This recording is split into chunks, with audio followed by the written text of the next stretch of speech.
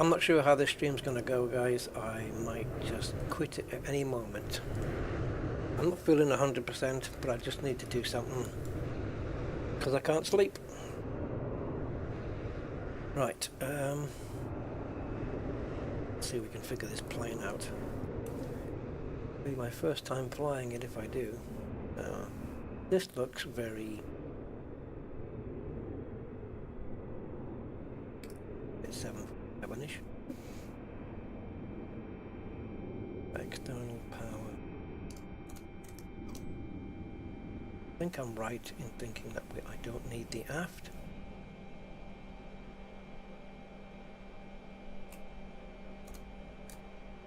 I want to see if the same thing happens.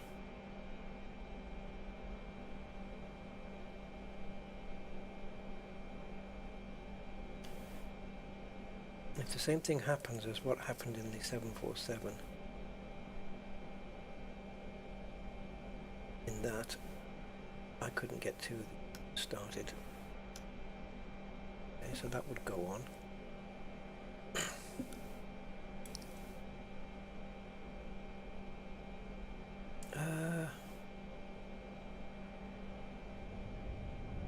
No heat is on.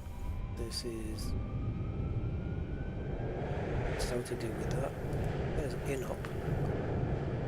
Unless it just clicks on and doesn't do anything. Okay.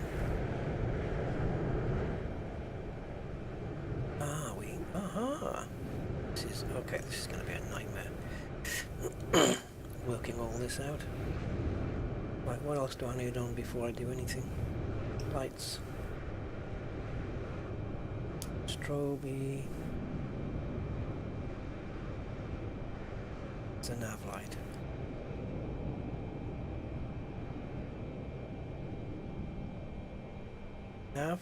Nav light? I don't know this plane at all. At all. Fuel pumps don't need those yet. Packs don't need those yet. Engine generators, guess for later. Yeah, I don't know where the nav lights are. Normally they're around here. They're here in the 747. What I remember.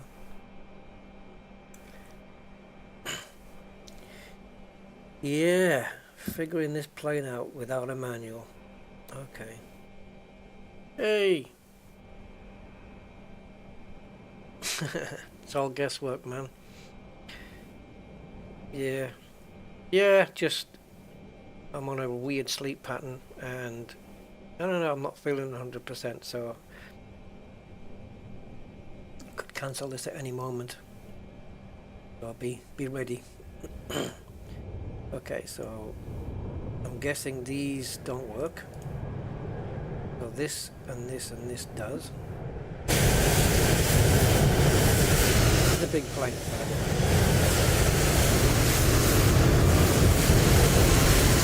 We're in South Korea. Now there's a reason I'm at this airport. And there's also a reason I should be doing this in the 747, but I tried firing up the 747 today. And engines 3 and 4 fired up fully and stayed up. Engines 1 and 2 fired fully and then dropped down to half power. And they wouldn't respond to the throttles, so I don't know what the hell was going on there. So I left it. Ah, copy FMC data. Okay, then we leave this alone. How do I go back? This one? Okay, this. Oh, menu. Right, initialize flight. Let's do that. Oh, okay. It doesn't do anything. I believe these are touch screens. Those are not actual buttons, they're just touchy. Where the freaking hell is the nav light?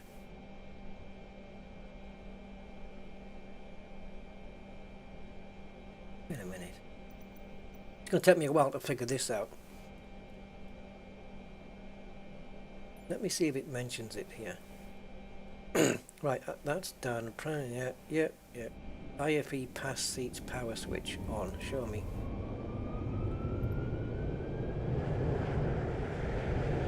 This is... Oh, there it is. Okay, well that is on. Cabin utility power, that's on. APU gen switches. They are on.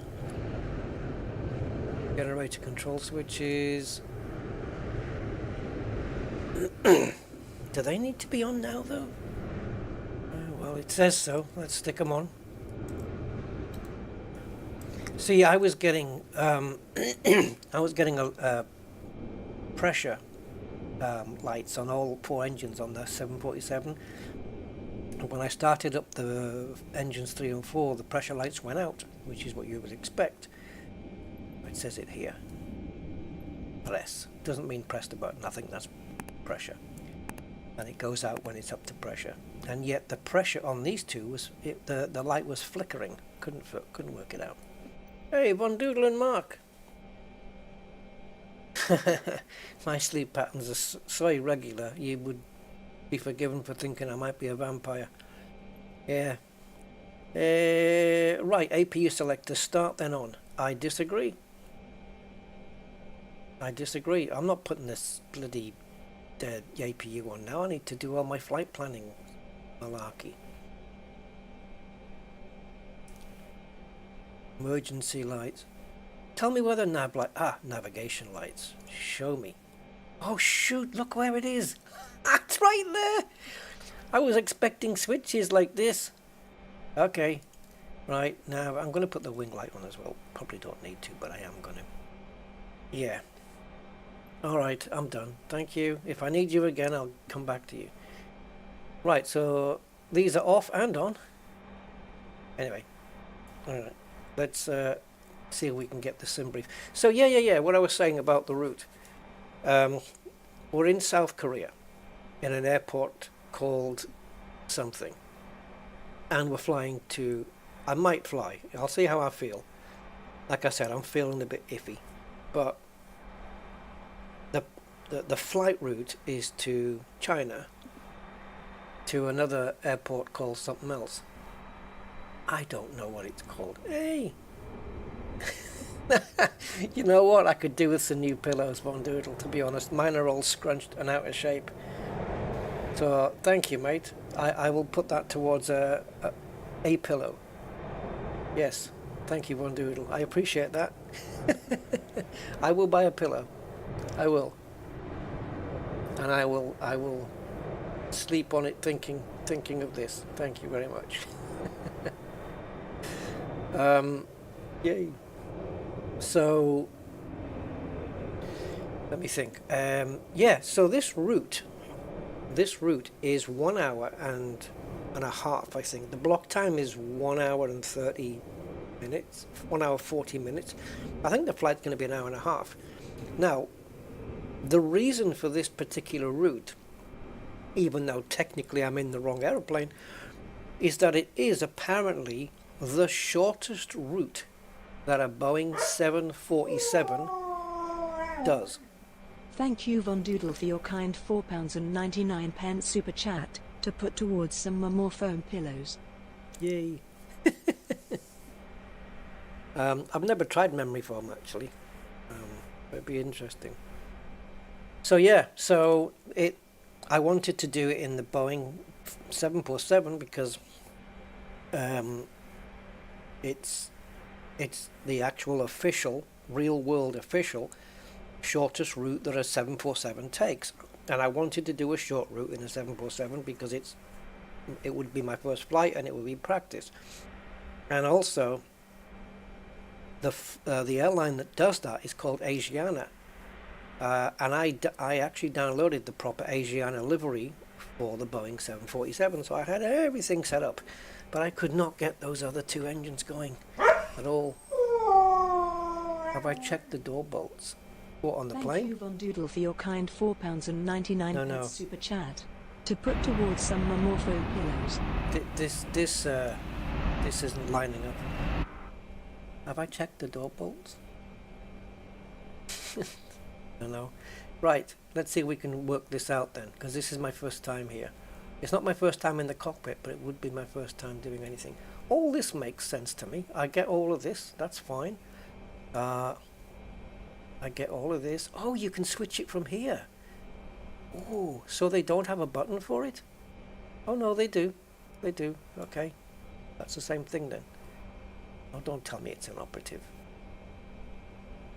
Map plan menu. Okay, well, it's here on the screen, so we don't need that button anyway. Please give me range. I like the range on this. Look, the way it steps up and down. That's freaking awesome.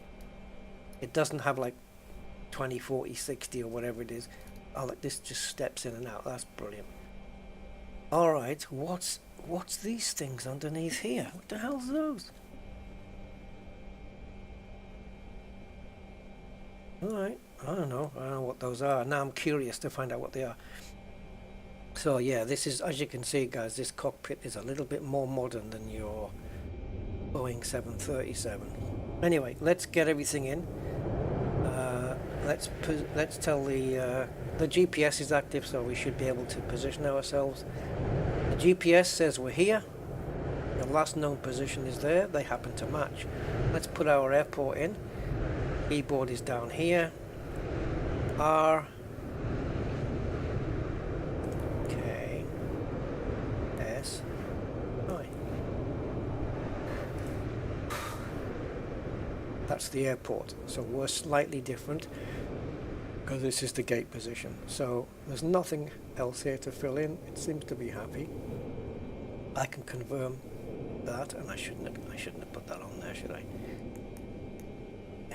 Right. Come on, keep going. Okay, route. Now, route request should bring in the Simbrief flight plan. Move out of the way a second, will you? No Simbrief login defined. Use settings page to log in. Okay. Right, let's go. I don't know where that might be. Is there a menu button? Menu.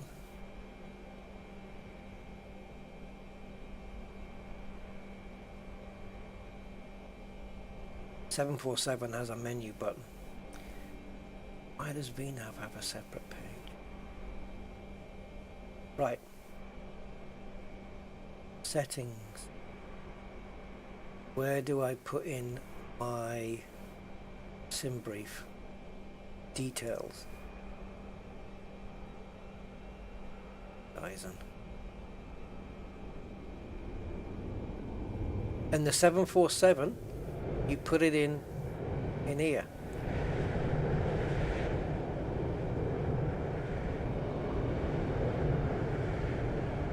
Oh, where's the settings going to be now?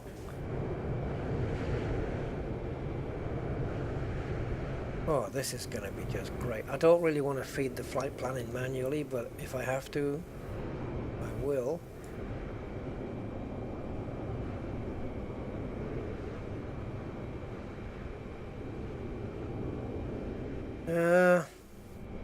Nope, that's not what I want to be. Go to index.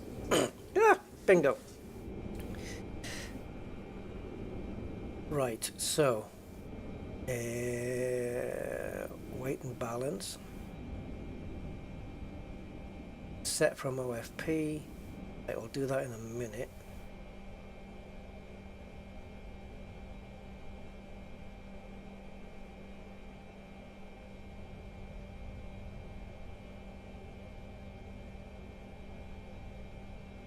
Okay, this is the only two menus. Interesting. Set from OFP. Yeah, I know. Ask me. Oh, shite, man.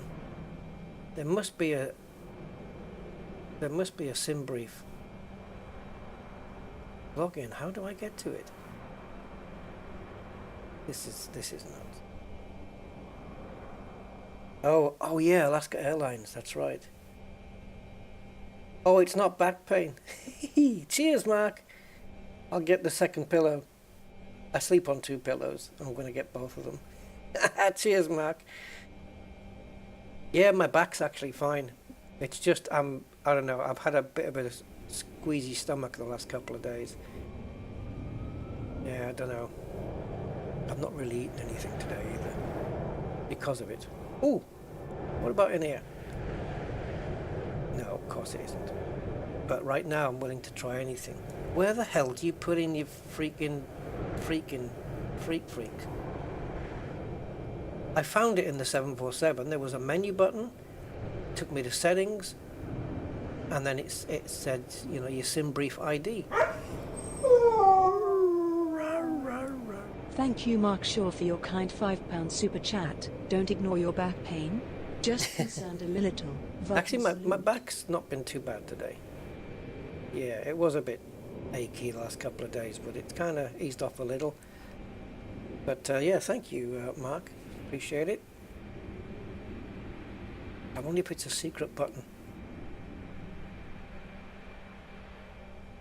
Oh, this is annoying.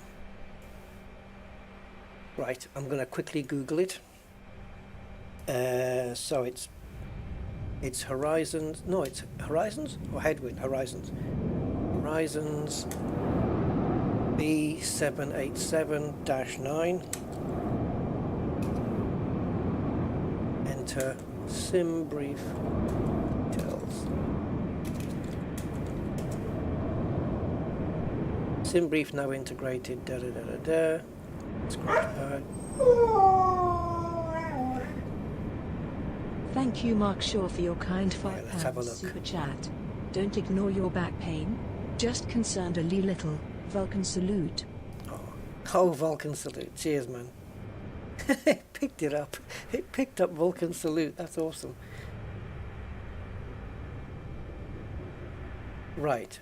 Your SimBrief palette ID can be found by visiting the SimBrief account settings page by adding your SimBrief palette. Begin by clicking the index page. Yeah, I think we did that though. Okay, index. Okay.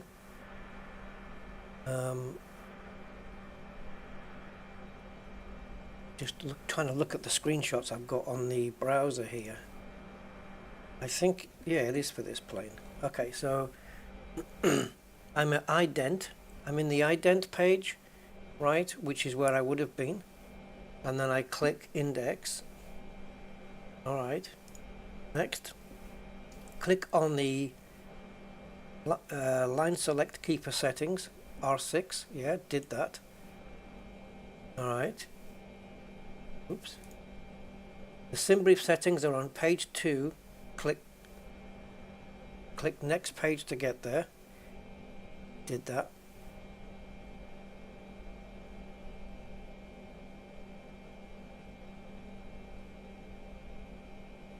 Oh, shite, it's different.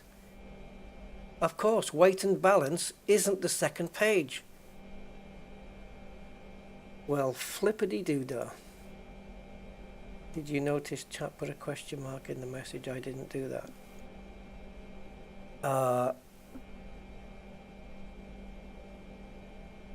Oh no. Did it do that? Oh, we've got AI coming in now. There you go, next page. Yeah, baby. Now it doesn't matter about, oh, people shouldn't see your SimBrief ID. It doesn't matter. It's free of charge. People can get their own freaking IDs. It's not a paid for service, so it doesn't matter. So Rusty Dog. Progress going to be slow here, guys, but we'll get there. 66, and it should go there. Oh, sorry, there. Okay, so this is going to be 54329 or something like that. 543269. There we go. Hey! Praise the Lord. Praise the Lord. Okay, so back to we've done positional. We've done that. So now root and now root request. Bring it in, boy. Ah, we get there. Good morning, Philip. How are you, sir?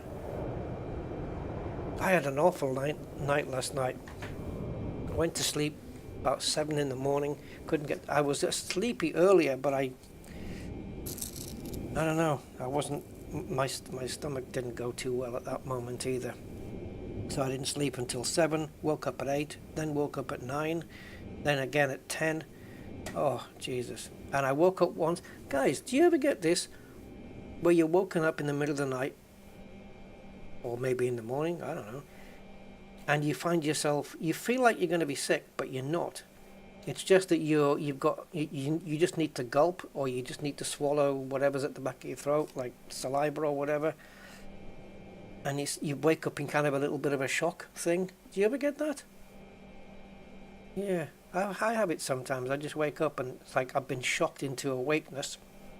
And I just like, and I just need to swallow. There's nothing there. It's fine. It's just, yeah, I don't know. Anyway, so I got that last night as well, so that was weird. Right. Anyway, the route is now done, so we can load. Freaking awesome. Oh, it's still set to Asiana. That's not quite right, but I'll leave it. Right, Perf Init is next. Really? Nah. I'm going to here. Right, so departures. Now, I'm taking off from runway 34 right. It didn't even have 34 right in the stock airport, so I had to grab an airport in order to put this thing in here. So according to sim briefs, what the underwear of all pilots, hey, wait a minute, where's my sim brief flight plan gone? There it is. Yes, that guys.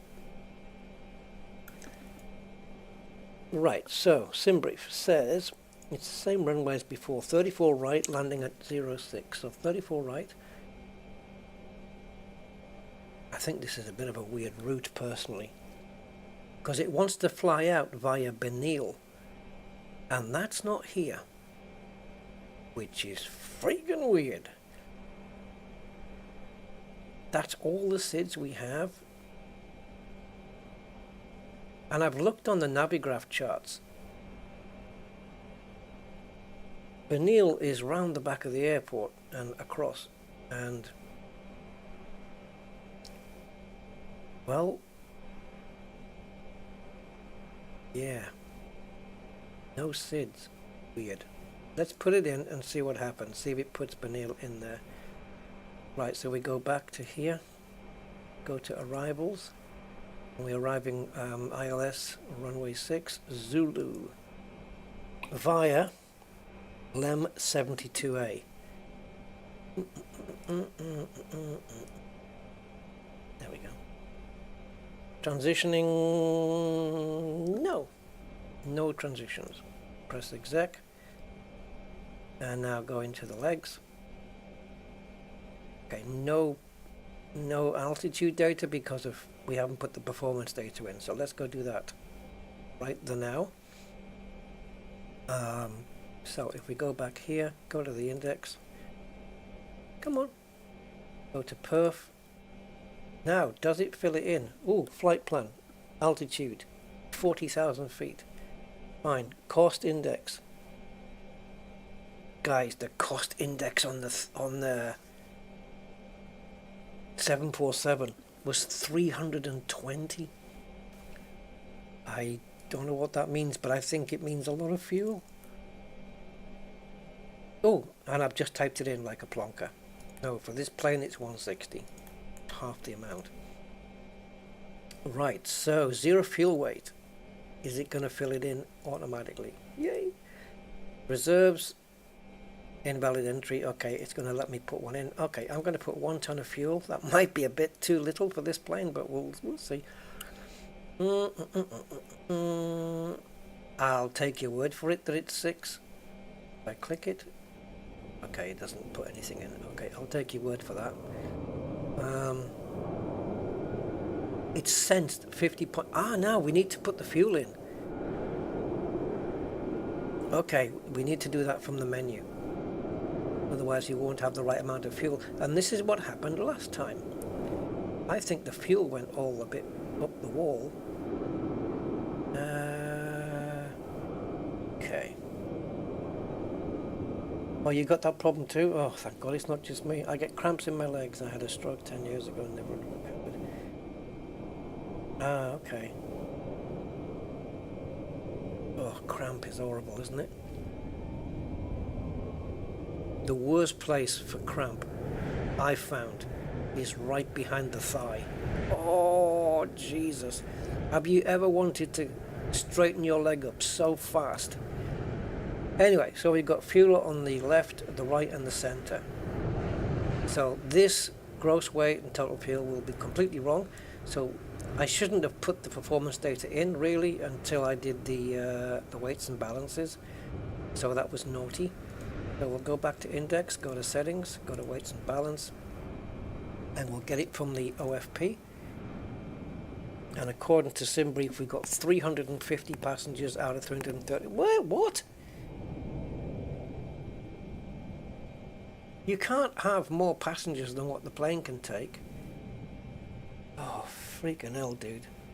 SimBrief, I told you we were flying a 7879. Let me see if there's an airframe for the Horizons one. So SimBrief airframe, Horizons 787-9. If there's one here specifically for the Horizons plane, then we'll work that one in. People saying that they're working on it. Ah, here we go. Oh, you baby. Right, so there's two variants of this plane. One of them has got the General Electric engines, and the other one has got the Rolls-Royce Trent engines. We're in the Rolls-Royce version, and we have airframes for both.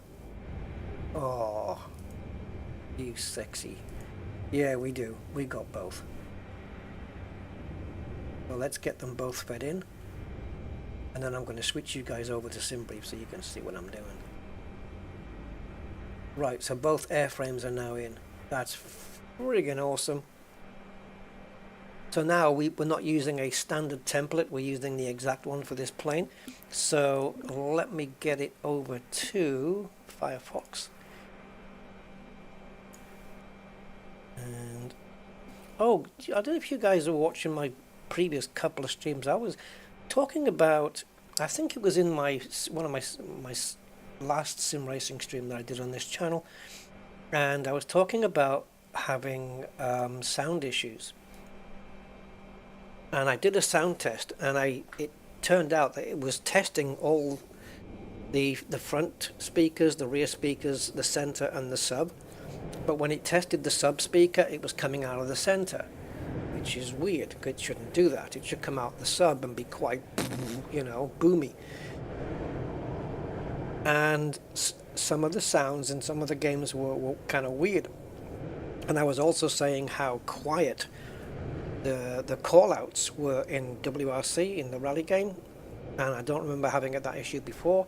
I watched a couple of videos on YouTube where some of the particular sounds were a lot quieter than they were on my laptop, which was weird.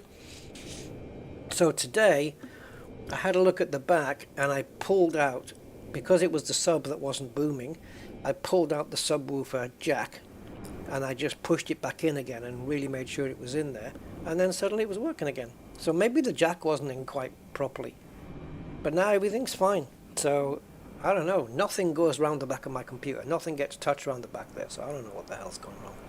But anyway, it's fine, everything is Yankee Doodle dandy. Right, so we need to edit this flight and hope the runways don't change, because I've been using the standard B787, but now we have an actual airframe. I can go in here. Ah! Dude, excuse me, where's all my other... Oh, you freaked me out. I was going to say, where's all my other airframes? But it's only listing 2 because I've selected aircraft type. For God's sake. Freaking... Yeah. Right, so now I've got to find them. So, where is it? Not PMDG. Right, so we're looking at Rolls-Royce or General Electric. We're going with the Rolls-Royce one. So now it's going to recalculate. Same runways. Coolio. Cost index is probably going to change. Let's generate, see how many passengers it does. You can't go over 330 something, I think. 334? Oh, is that still too much? That's a full load.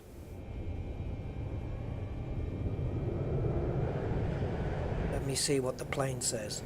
Yeah, 338. Oh, come on. I don't want to... It's correct now, but I don't want to go with a full load. So we're going to edit this. That's what she gets. So the plane can take 338 passengers, and I want to take not 338, let's say 245. There you go. Okay, now generate the flight. So now we should be running a lot lighter plane. We might need a bit less fuel and also less payload. Passenger count 245, 34 right, landing at 6, perfect. So yeah, this is the shortest 747 flight currently in service today. Forget these ones up here, it's going to here. So this is the airport in China. It's called Changchun. Oh, look at this round bit at the end. Oh, lovely. And we're taking off from South Korea. I didn't know whether to go with the South Korean airlines, but as I did more research, I found out that it was Asiana Airlines that did this flight. And we're taking off from... I can't remember the name of the airport. I don't think it's any of these. I don't think it has a dong in it. Oh, this one. It's called Incheon. Yes, Incheon International or something like that. Yeah, that's it. That's where we are. All right. This is a part of the world I really don't fly to. And we're going over the water and then over the land and landing. Okie dokie. So we're going to use this info here to put into the plane, and also some info from the briefing, although I don't think we're going to need...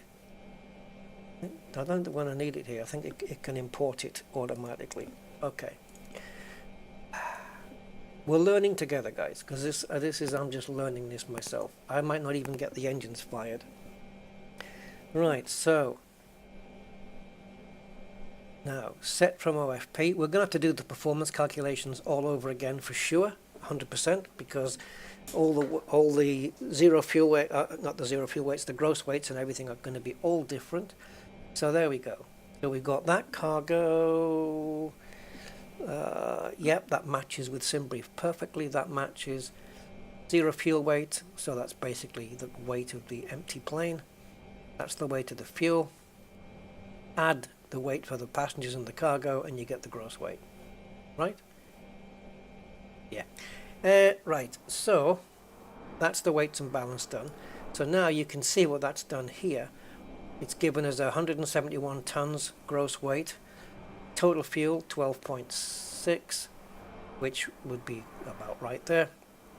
Fuel is in the left and right wings. There is no center fuel. There's no fuel in the center of the plane. So we do not need to turn the center fuel pumps on. Outside temperature is -1. I tell you what, when I was in the 747 earlier, my windows were freezing over. They were icing over. It looks like we're okay now. We're going to have to put window heat on, but there you go. Right, so we're definitely now going to have to go to the performance page and redo it, because it's going to be all different. So this zero fuel weight, it's got to be different now. Do we have to clear it first? Oh dear. Right, so the cost index remains at 160. This might have to change, and so might this. So if I do clear there, that doesn't work. What if I do Del? Does that work? I want to get rid of it, so let's try 0. Either. Right, 0 fuel weight. What does it say on SimBrief? Estimated 0 fuel weight, 143.5. And in fact, it did say it, didn't it? On the previous screen, right? Well, it says on SimBrief, estimated 0 fuel weight, 143.5. So we're going to go with 44. Oh, why? Because of the 0? Please, have some intelligence.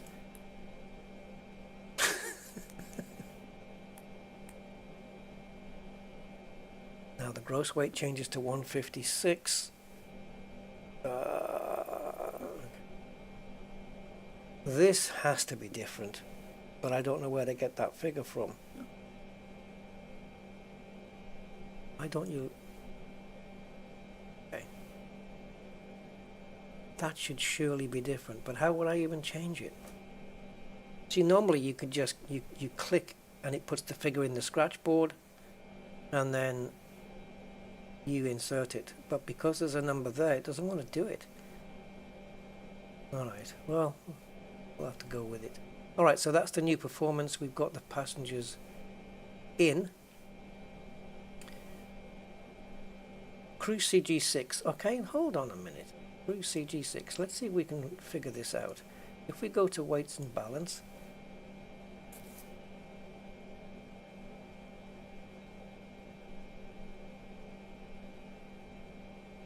CG2437. There's the 0 fuel weight. I put 144. I rounded it up, so that's kind of all right. Doesn't give us the percentage, does it? Screen. Okay. Not a problem. Right, let's go to the... Now that we've got the thing in, it should be able to put the... There we go. So now it knows at what point... Ah, it has got Benil in. You clever little thing. Okay. It doesn't... Unlike the Airbus, it doesn't put the airport that we're at as the first waypoint. It literally puts the first waypoint there. It's gonna say what?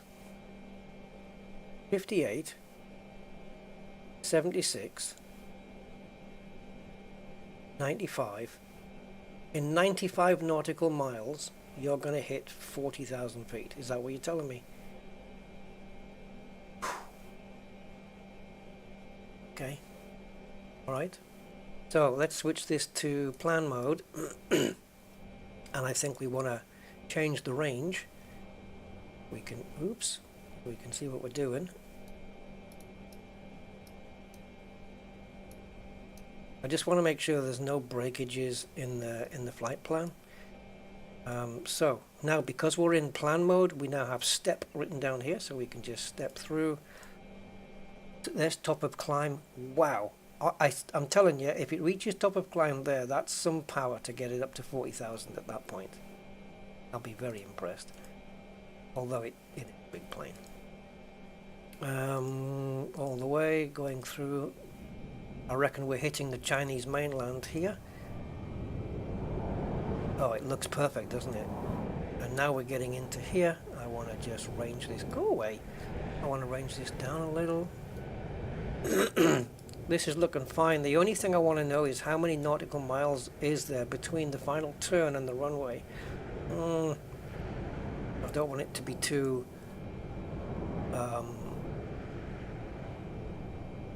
short. It looks like it's okay. The runway's here. We've got a center here. That's 10 nautical miles. So yeah, that's fine. What are we looking at here? 22 nautical miles from this center fix here all the way. Fine, we got a break here though, but we can fix that.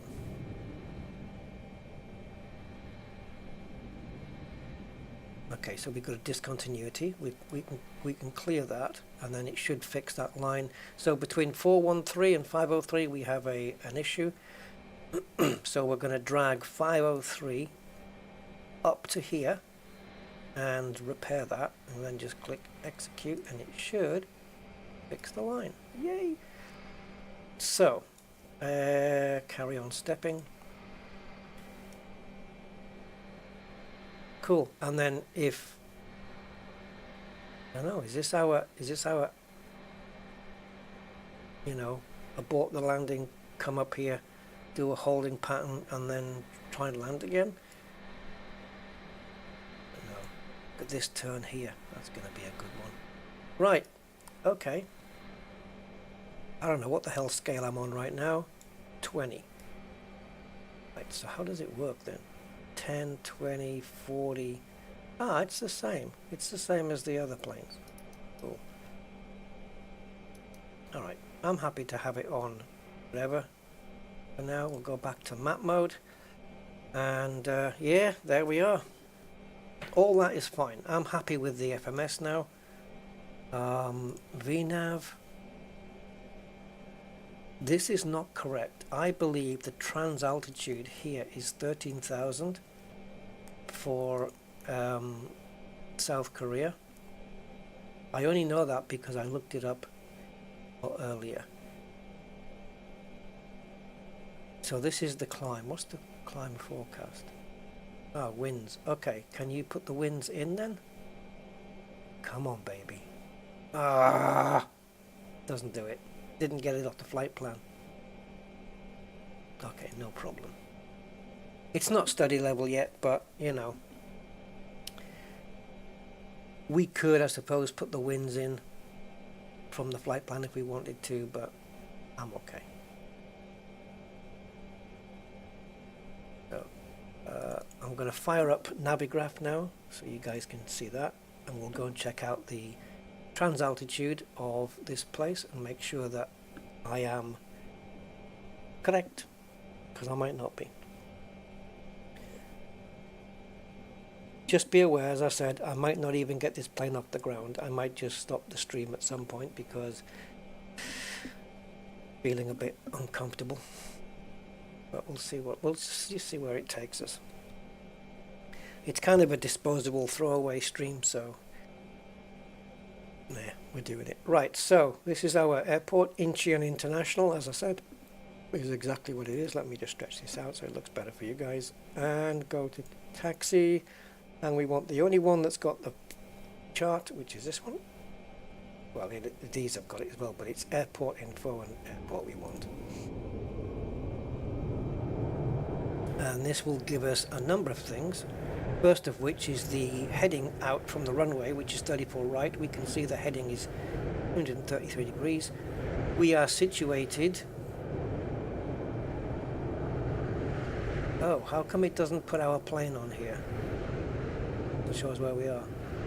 I've got no idea where we are. Oh, wait a minute.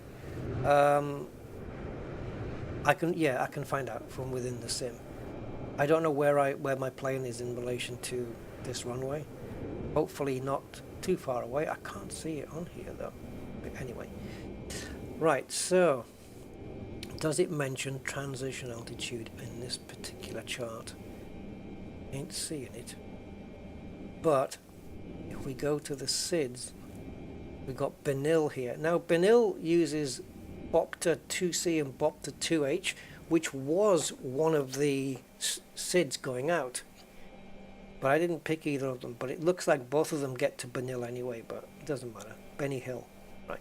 So well, let's just pick one. It's going to be the same for all. Oh, I'm wrong, see?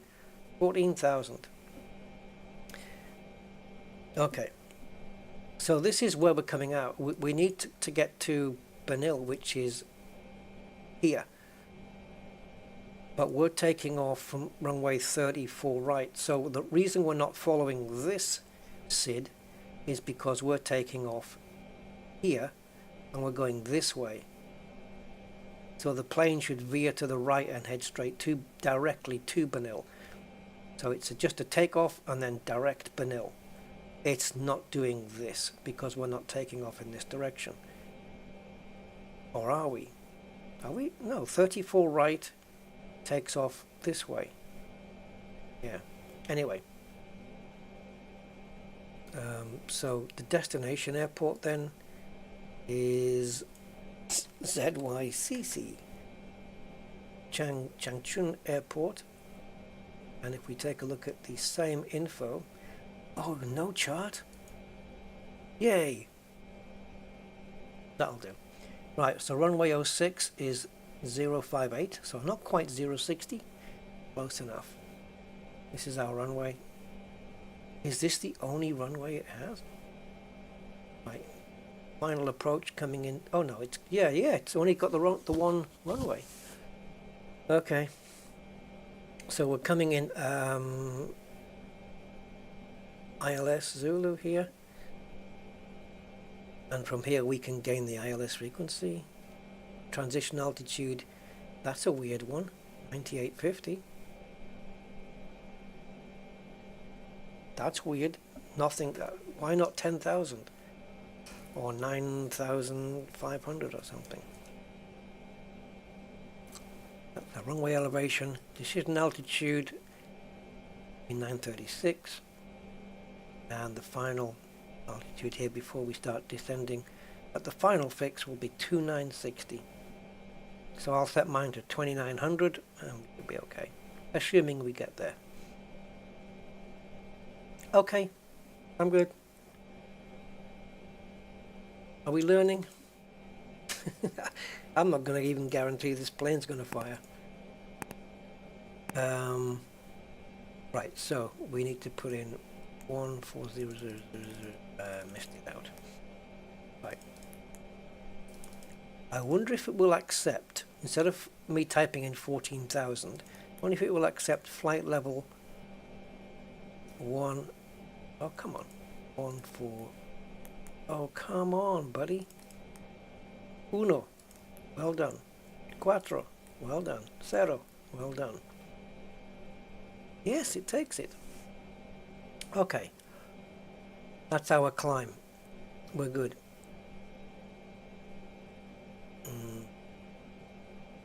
That was the VNAV page, wasn't it? So the ILS and glide slope frequency, it should auto-fill in at some point. Of course it will. Yeah. If it doesn't, where do we fill it in? You see, we've got these two things on the Boeing. You've got a third one down here. Oh, are these the fire tests? Okay. Well, these are the radios.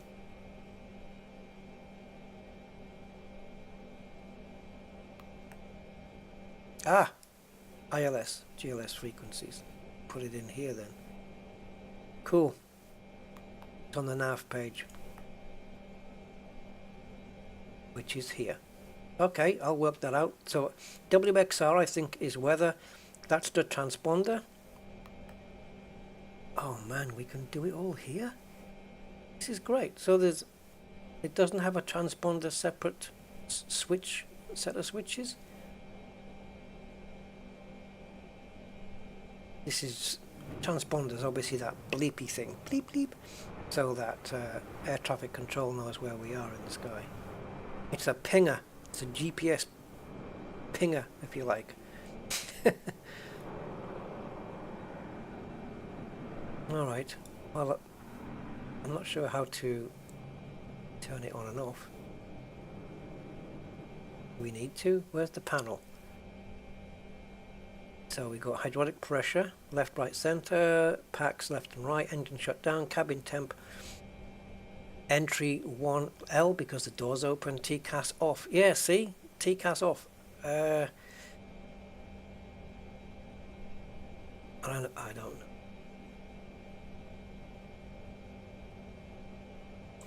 Do we have a camera looking at this panel? Nope. Nope.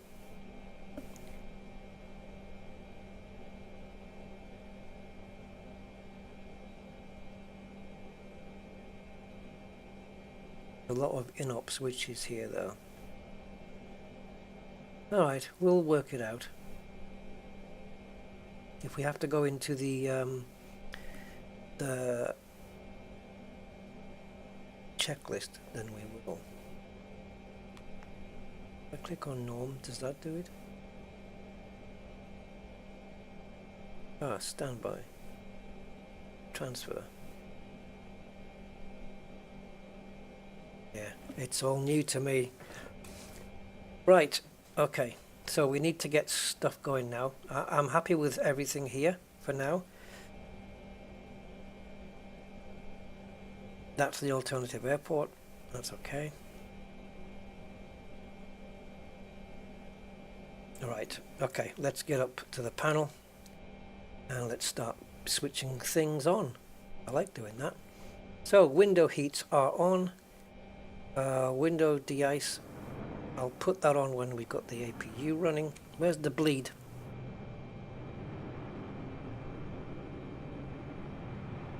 APU bleed on the 747 is over here.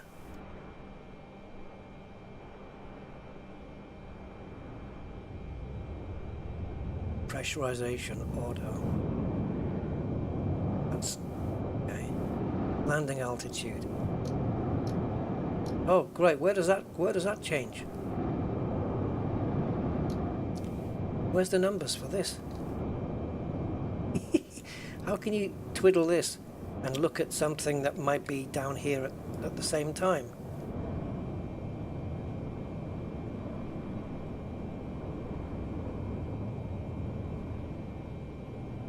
Oh man.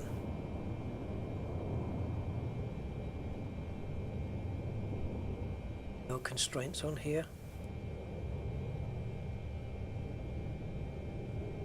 Okay. I don't know where the APU bleed is. We're gonna need them. But okay. Right, let's get APU on and start. It should flick back, and it has. Hydraulic fault, because no engines. Right, while that's starting up. Is it starting up though? Do we have APU on any screens here? We'll know because it'll say APU available here. Do we have an APU screen that we can call up? Hello? Where's all this stuff?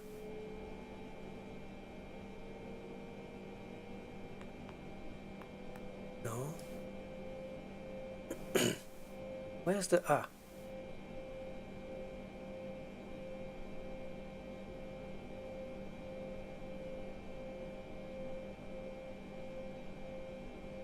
I haven't got a freaking clue. Right, APU. Battery.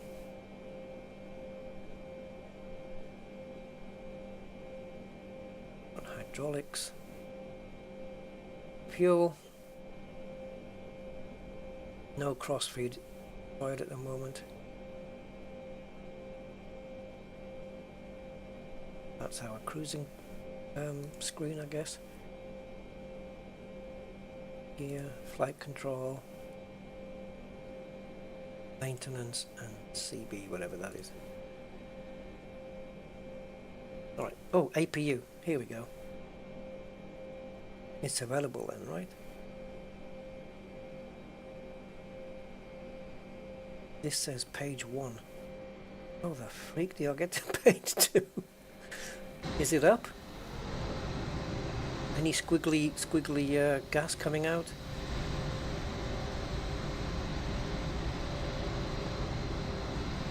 Yeah, it is. You see it? Heat haze, it's coming out. So APU's there. Do you know how we're going to find out? I'll tell you. We're going to find out by switching off the ground power. If the whole engine oh, it's gone off. It switches itself off. It's a clever little thing, isn't it? It switched off the ground power on its own. Alright, so now we've got the APU running. I can get the primary windshield de-ice on. Also, I'm going to set all these to auto so they'll come on when they want. So don't we have a bleed? The packs I'll put on when I put the engines on, I think. I don't know about this. this selector. I don't know. In the old Boeings, it's got a number there that changes when you twiddle the dial, but I don't know what's changing on this side.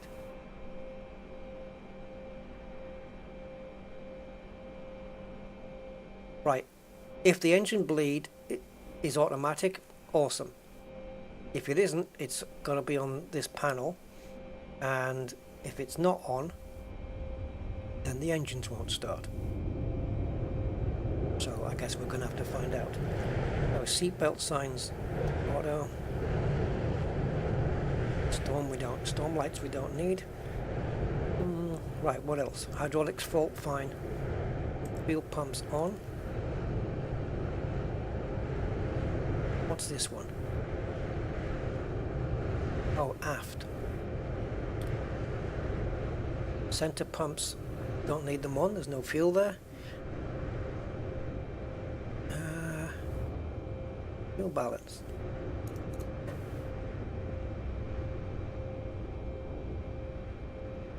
Auto, on. Packs are the only thing that's off, apart from these AC buses, which...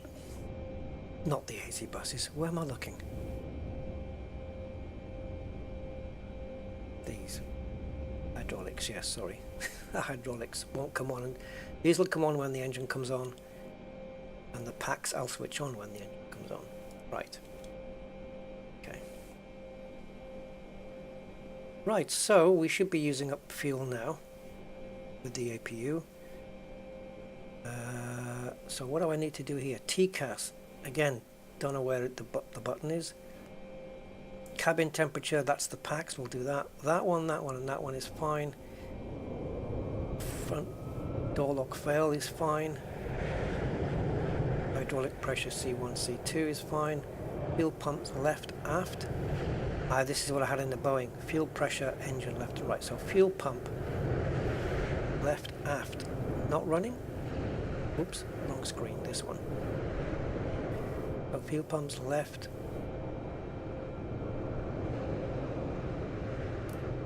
There you go. Missed it. You're right. Thank you. APU running. See, now we're taking things off the screen. So the door. Yes. The door. For that we need to do operate jetways. Oops. It's so lagged. Yay, come on. Awesome.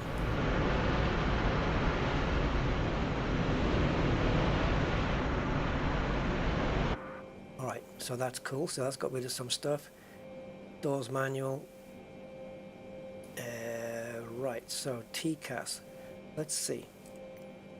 Let's see if it's mentioned. Where would it be?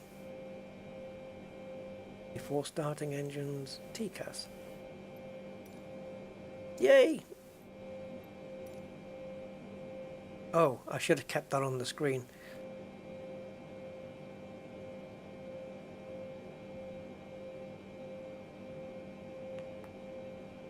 So, but how do you turn the freaking thing on?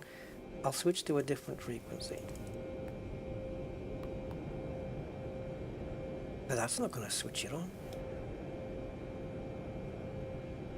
It may just being stupid.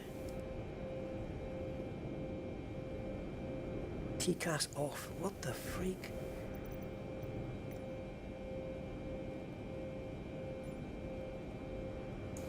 Okay, oops. There I go. So TCAS ATC selector. Set to transponder. Okay, don't move. Ah, you son of a thing. Yes, there we go. And you got TA only and TARA, which is what I would normally have it set to. There you go. Transponder mode. Right in front of my face. Couldn't even see it.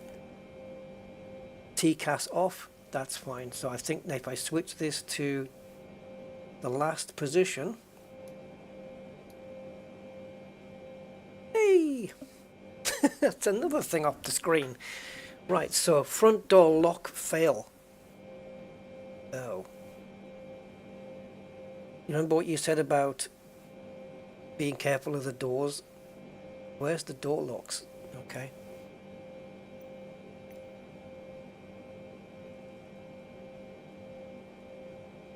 So pre-flight, I would guess. I don't know. Does it mention about the doors? No. Excuse the pun, but I'm just winging this. So pre-flight. This is the first page. Battery. Da da da da da. C1, C2 electric pump selectors set to off.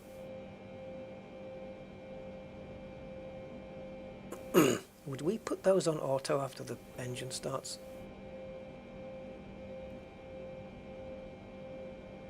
Now it mentions about seat belts, doesn't mention anything about the door.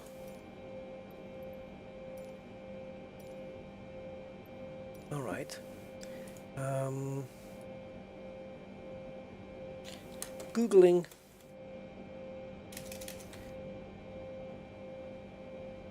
Gonna do Horizon so it doesn't get it mixed up with the real plane.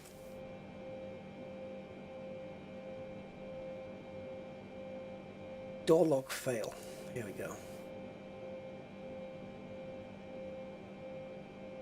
EFIS system pages, door left. Oh, you just have to click it off the screen? Oh, okay. Fine. That's easy enough. Here. I wasn't sure whether that would actually work. It's not going to be there, it's going to be here. Door. You just click it?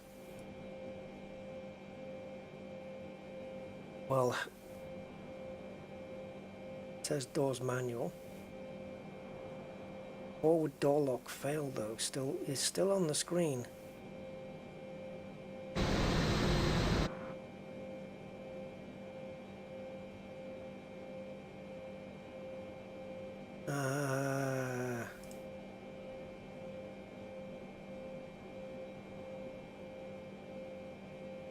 I don't know then.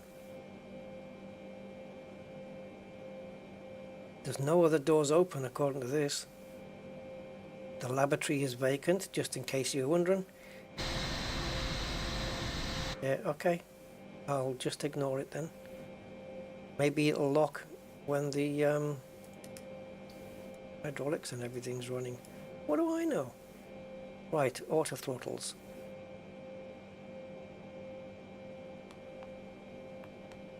Auto throttle arm. This is so different. Okay.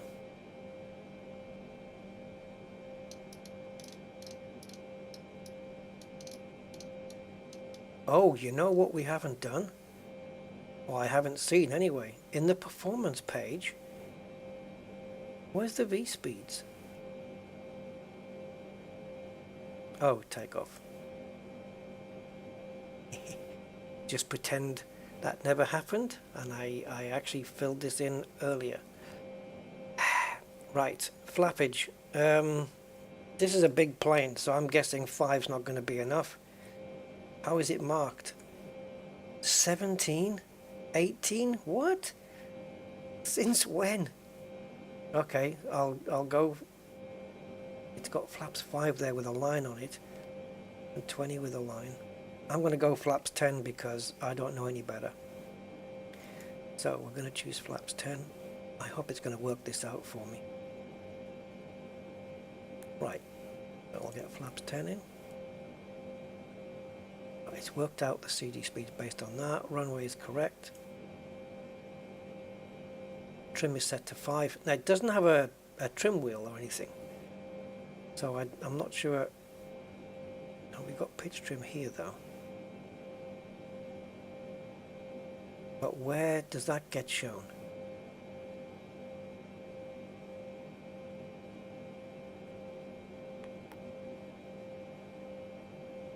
Like if I move this pitch trim up, I've clicked it 1 up. Now what? Where does that show? On what screen is that showing that I've pitched that up? What is it actually? Pitch trim 5. Do I just do 5 clicks?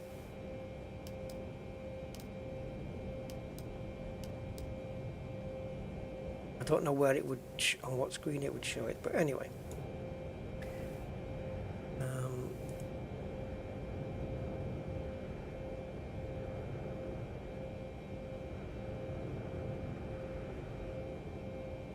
To put in here.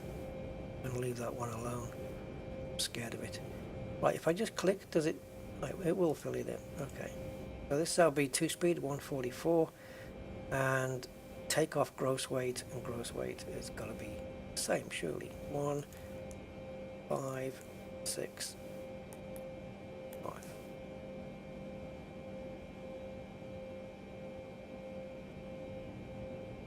Okay, that's fine. Put them in again. Yep, that's fine. Go on. 144. So I want my initial speed to be. Let's set it to 150. A little bit higher. Engines may not start, guys. I'm telling you. 2 of them might, but not the other one. Do you have to start them in a particular order, though? That's the thing I don't know. What was our heading out? Runway 34 right, so it's 333, I remember. Is our heading out? Okay. Now, engine start. There are 2 engines. Right, cool. Even easier then, because the Boeing has 4, and I wasn't quite sure. Right, so we're ready for pushback, but I don't know where the runway is. So let's have a look. So this is where we're starting from. So we want to go nose right. Do I have everything ready? I don't know. I think so.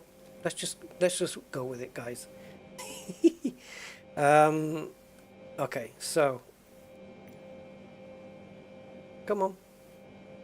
Push back, please. You want to request the de-icing. Due to icing conditions, we stand by for engine start until push is completed and brakes are set. Okay, we have a South Korean guy there. So there's a few things still to set on the plane, but I'm not going to do that until we're ready. So where's my N1s and N2s? Oh, we've got N3 now. Oh, that's just going to complicate my life. Right, N2's there. Hello, Captain. We are ready for pushback. Engine exhaust gas temperature. N3, don't know what that is. Fuel flow, oil pressure, oil temp, oil quantity, and nope. There's the trim. Look, isn't it? There's the rudder trim. Wait a minute. 6, 6.5, 7, 7.5, 8, 8.5. Yeah, it was already set for me. Oh, I'm glad I spotted that. So if I bring this down,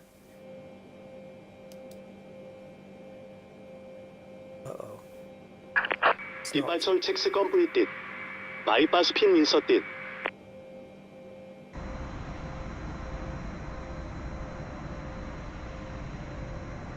Oh, it's not what I thought it was then. Why did I think this was the pitch trim? It's showing rudder trim here. Locking gear. Don't suppose it. Oh. Right, but when I was bringing down this pitch trim, it wasn't changing.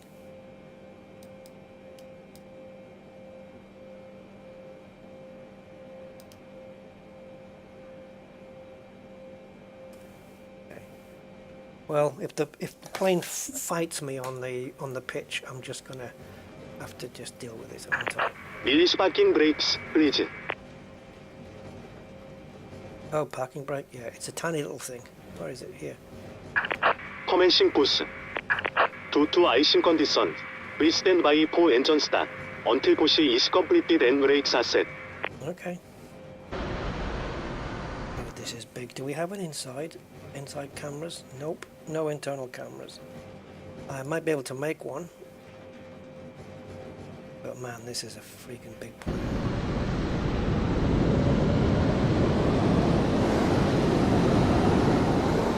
.787 Dreamliner. Oh, I love that they're just slightly rotating. Does it have the Rolls-Royce badge on the engine? No. expect that of Rolls-Royce, but there you go. Oh, dude. This is not going to go well. I am still not convinced that I'm going to get the engines fired. I think it might go the same as the... Oh no, but wait though, it hasn't got the 4 engines. Yeah, so we might be alright. I don't know what it was with that 747. Just 2 engines refused to stay ignited. They were at half power and just would not respond to the throttle. Look at the markings on the top here. Amazing. This is freeware, by the way, this plane. It's included, like if you get the headwind installer to install the 333, the Airbus 333, or 330, sorry. In there's an installer for the Horizons and many other planes as well. The Airbus the Airbus 321 as well is also included. But yeah, this is the Horizons plane here. This is free, and it looks great. It's not study level, but they're working on it, just like fly-by-wire are. Please set parking brakes.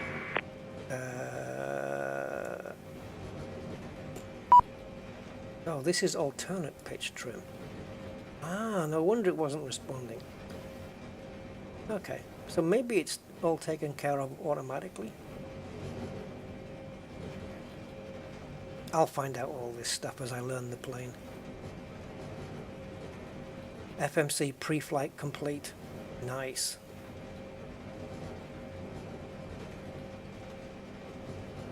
Okay. Are we good? Can't start my engines yet. Oh yeah, now I can. Okay, right. Engine 2 start. Where are you? Right.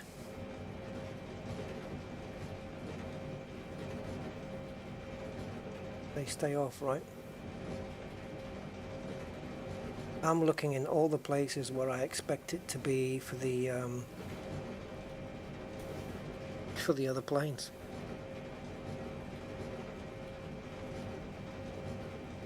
It's probably right in front of my face, isn't it? I can't see it.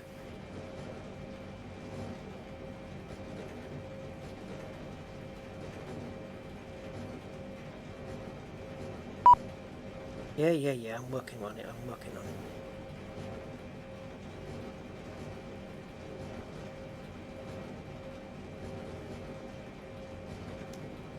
Set it to start. It should then flick back to norm. So N2 should now be powering up. Oh, what did we get it to? 20? Yeah, we'll go to 20% and then we'll inject the fuel. So I'm waiting on this dial here. Inject the fuel into engine 2 and see if it starts. Go. Right, N1, come on. Where are you? Here. Come on.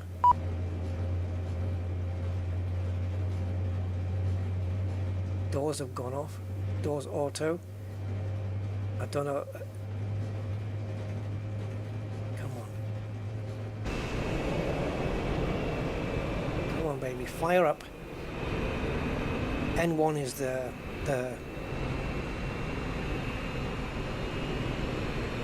yeah, this is N2, I believe. And N1 is the jet.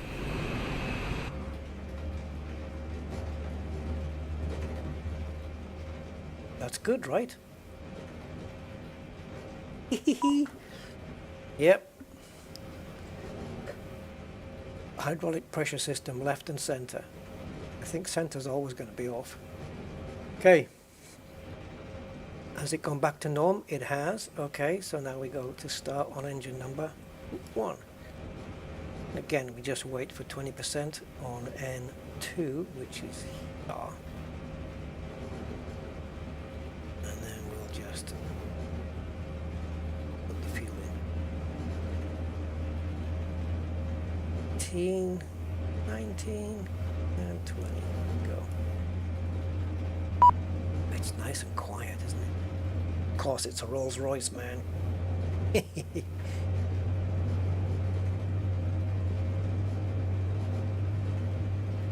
be great when everything is working. Can you imagine the autopilot being inoperative? So this is the climb and continuous thrust. Okay, L nav, V nav. Hoping that's going to light up at some point when I press them.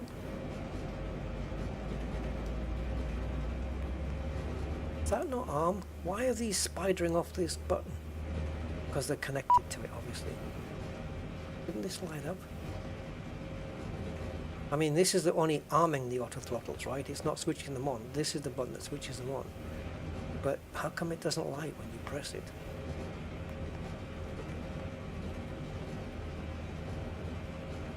Okay, so what have we got now? Hydraulic pressure system C. Yeah, well, you see, okay. Just to get rid of the error then, I could turn it on, I guess. Where am I going to put that? Turn these on now. I'm going to put these to auto. Simple as that.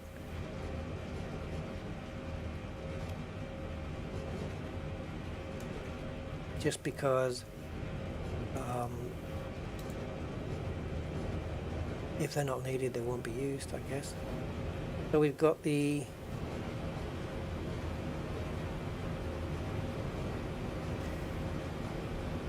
here we go. I'll put those on anyway, but there's going to be no pressure in there, I don't think, right? There's no fuel in there. So I don't see, I don't know.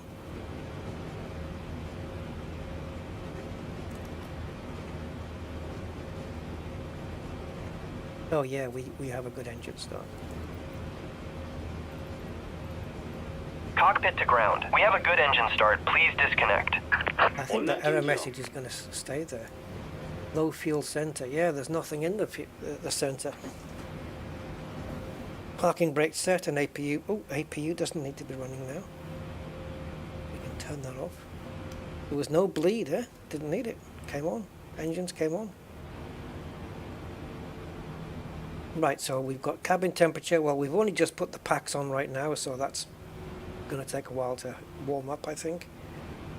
Low fuel, or fuel low, center, yes, there is no fuel in the center. We've got enough on both wings.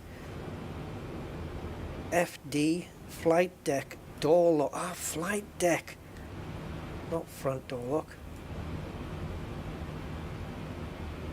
Come on, it's inoperative. How the hell am I supposed to lock it? Flight deck door access. We're supposed to set it to deny, I would imagine. But it's set to auto. Okay. Door lock disconnected. If it's set to auto, it should... This message should kill itself. Left is clear. Right is clear. APU cooldown. Parking brake is set. This is all fine for me. I have an explanation for all of it. Right. Flaps. 1, 5, 10.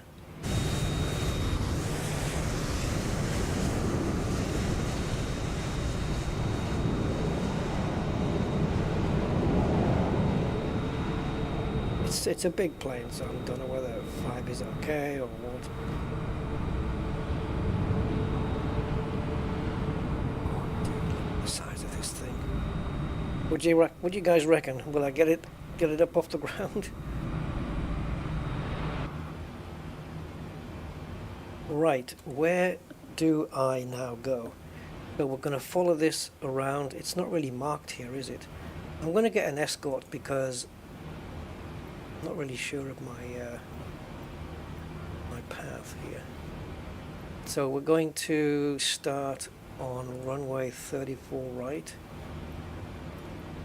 and walk me there. No, don't do that.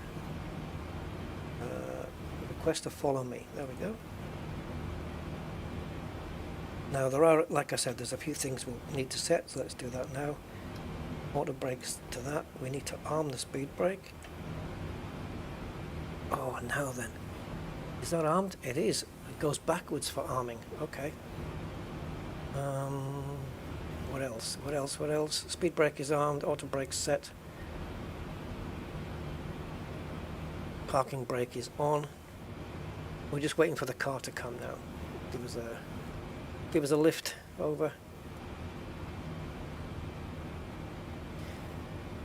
What's this going to be like in virtual reality?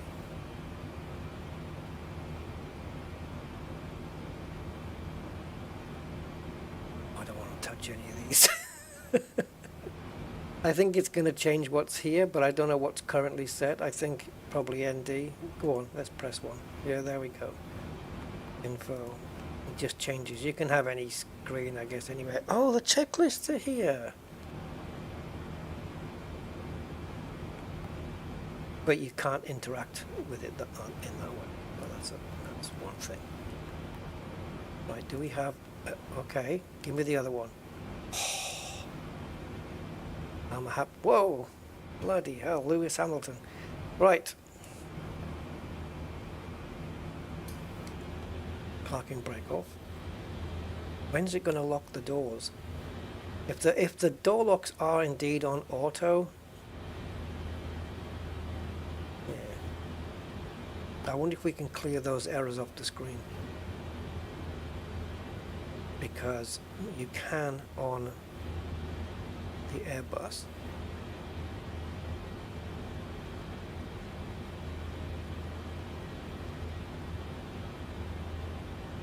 Now don't you be making any handbrake turns here, because I can't do that in this.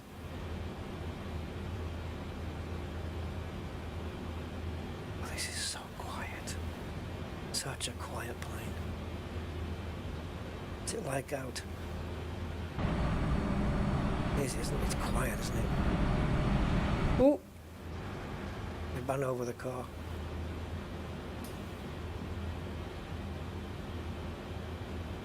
Sorry.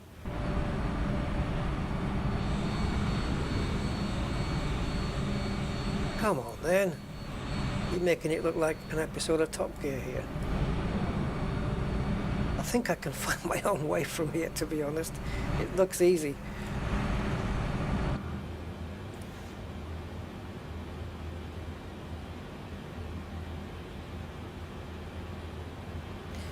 Does the terrain work?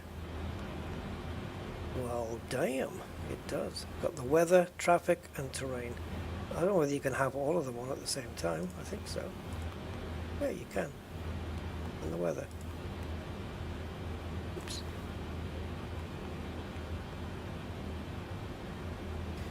Right. Carry on.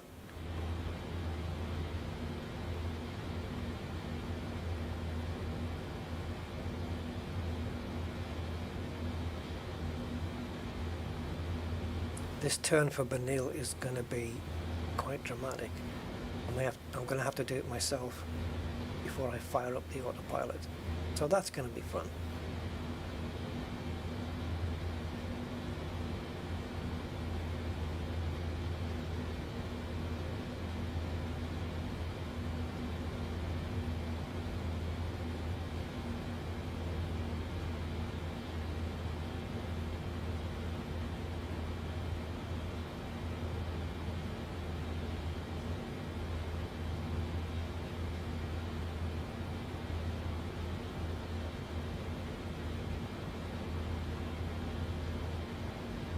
This is the first time I've ever done it. Why did you stop? Doesn't matter. I know where to go. It's the first time I've done a full, cold and dark setup. I've probably missed out a few things and done some things wrong.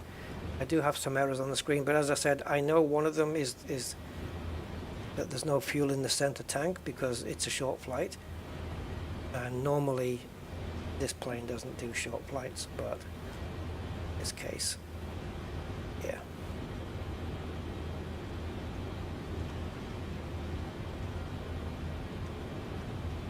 We are going way too quick for taxiing, but...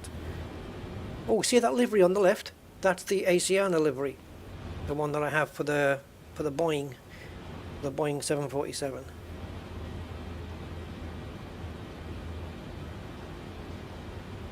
So I think we do the final turn off here. That car's going to have a problem catching up, but I'm fine. I don't need it. Visibility looks a bit doobry. Just setting the air pressure. I forgot to do that.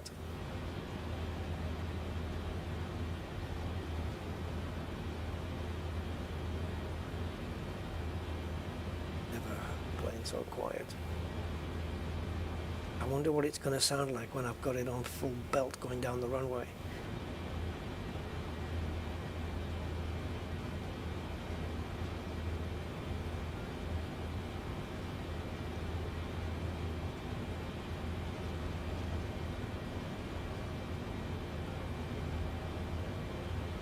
Oh, now. Oh, stop. Is it this one or the next one? Does it matter? Nope. Nope, it doesn't matter. But I'm a big plane. I need lots of runway. What's with the wings, man? Are we icing? No, I don't think so, right? Anyway, we're good. We've got anti-ices and stuff on. Is cabin temp still an issue? It is. Why? I'll have a look at that now before we... I'll just stop it on the holding point and then we'll check cabin temperature. Because I'm not quite sure why that would still be an issue.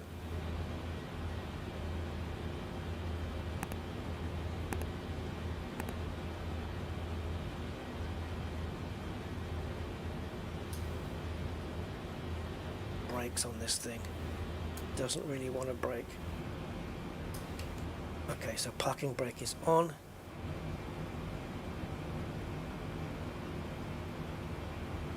"24, 24, 24, 24, 24. Master temperature 24. Perfect. Occupants 245. So why are we having a cabin temperature thing?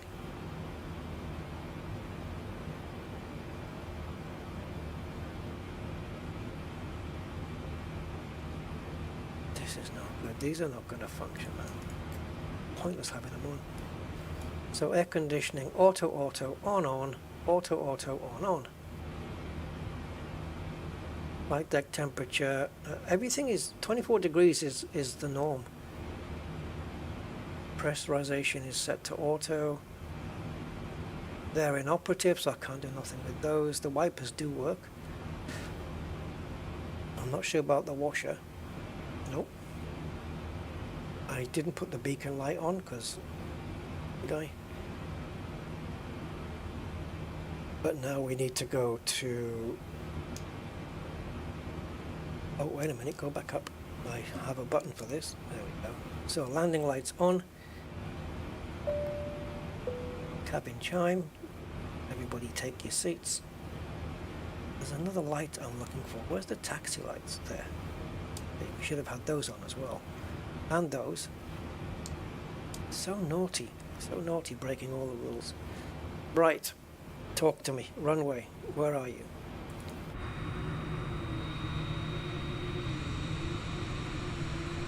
Right there. You're on my next turn-off then. Here you are. Okay. Parking brake off. Cabin temperature's still on, and the other one is... So we've got a flight deck door lock fail, which is supposed to be automatic. Speed brakes are armed. Auto brake is RTO. Doors are on auto. Cabin temperature. I don't know why that's an issue. I have no idea. It seems quite fine to me, but there you go.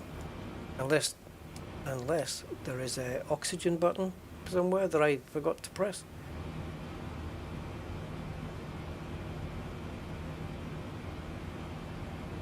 No. So anyway, if all my passengers get asphyxiated, that's too bad. Let's go. Oh shit.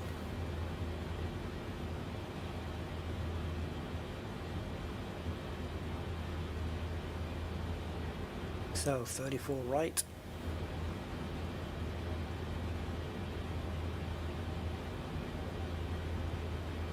Does turn nice and smoothly, I have to say. Right, are we on the line? Quite, almost.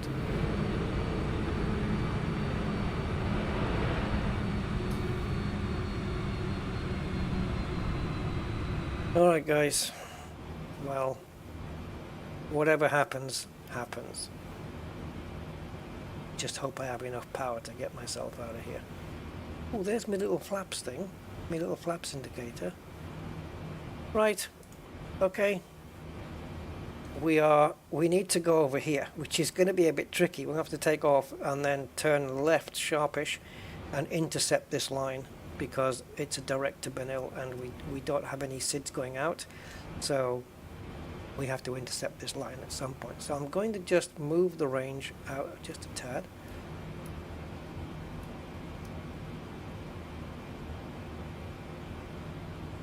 I can pretty much see, got some pretty bad weather to the east of us. Where's the range? There, 20. Okay, let's go. Right, a little bit of power off the brakes. Forward motion. We are stable and full power. V2 speed was what, 140? Or something.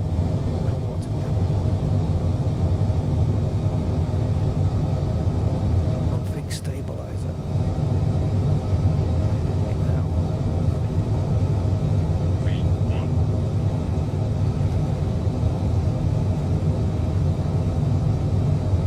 Oh Jesus Christ! This thing lifted. You're up. Oh my God! This thing is lifting. Like it's just really easily just taking off here. It's not even breaking a sweat. I'm trying to stay with the flight director here, even though it's wanting me to go the other way. I'm going to intercept the line over here.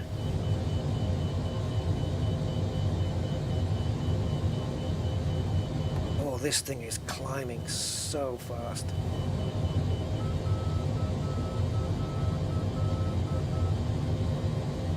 Hey Chad, welcome.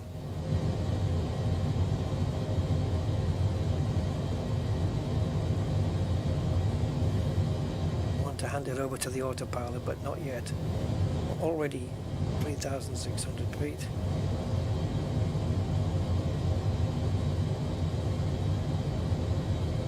Auto throttle has kicked in. DEFCON. Hey!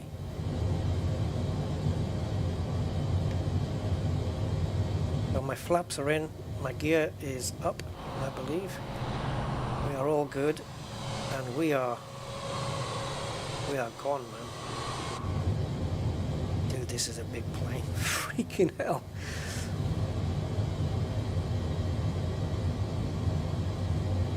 I'm just going to adjust my pitch trim just a little. Even though I think the plane's doing it. I'm not even on autopilot yet. This is all manual. So I probably exceeded some flight constraints.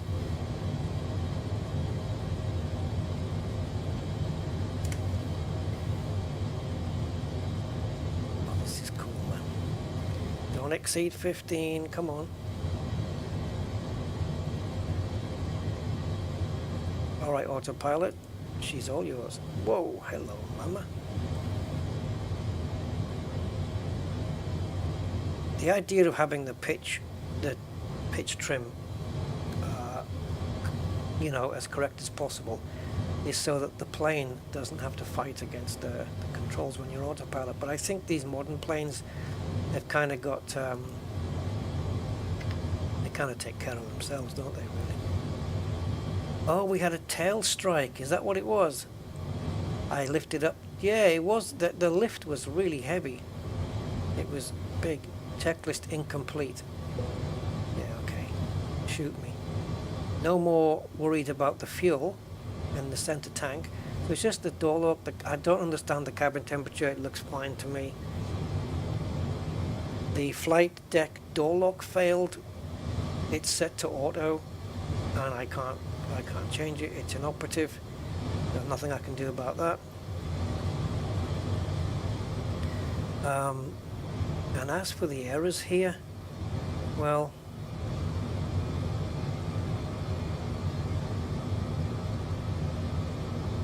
got a recall here. Yeah, there we go. Okay, we'll just get rid of them there. If we hold recall, okay, so if you hold recall, you've got cancel and recall. If you hold recall, it tells you there's any issues here. Let's just cancel that though. Alright, am I happy? I don't know, I think so. Is there no constraints? There wasn't though, was there?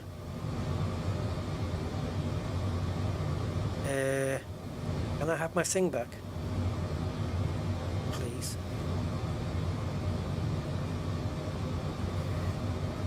Which one's it going to be?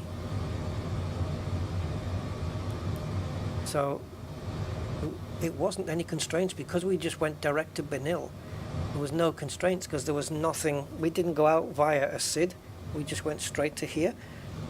And so we're just flying straight up to 40,000. Oh, pressure. And I guess on your side as well. And is there alternate? There is. Oh, can't pull. Can't pull the switch. Come on.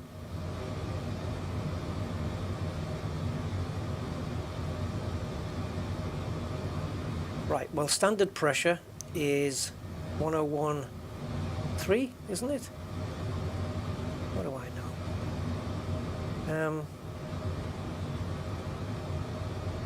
It's 2992, I know that. So let's get it flicked over. It's not moving. There it is. So I think standard pressure is 101.3. Let's put it to 101.3 and see if it matches the main instruments. Come on. So that says 19.1. No, it's not matching. Okay.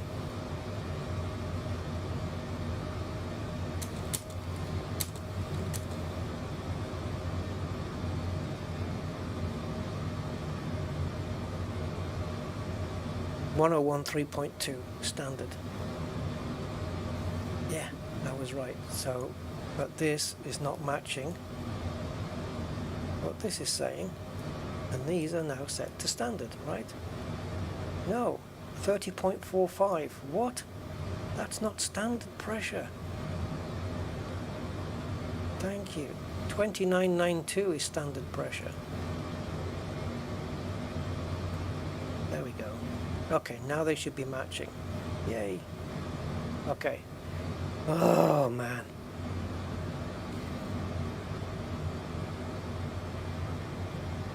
So we are 27 nautical miles from Benil, and the plane reckons it's going to make flight level 32,100 by then.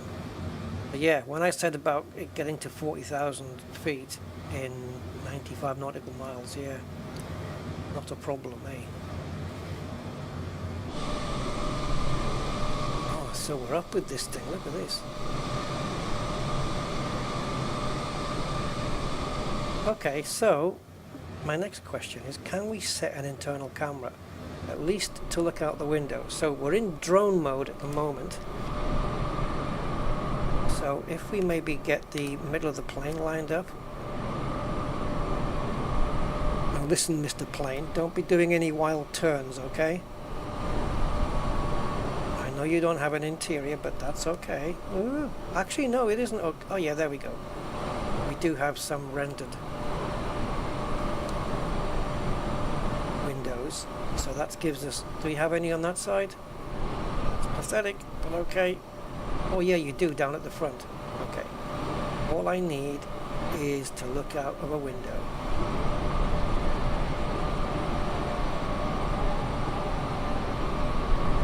Not really how I want to set my cameras, but okay. No, I don't think we're supposed to do it this way. We're supposed to do it from a different view. This is no good. I don't think this works like this, guys, if I'm honest. I think I've got to do it from here, where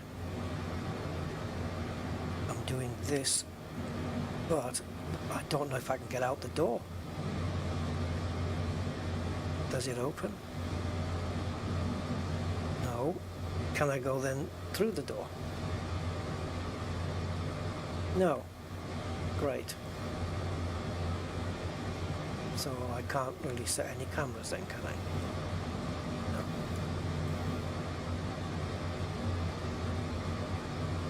No. Okay.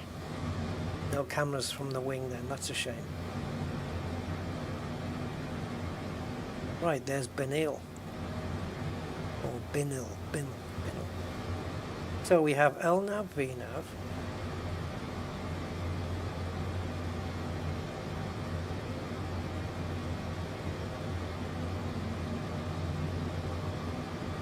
Okay, this is...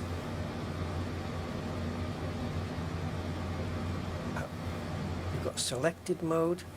Does it have a managed mode? I mean, we're not on heading 333 right now. Okay. So to select altitude and make it happen, do we just press? Do I just press that button? We have approach mode here. Oh yeah, this is gonna go really well.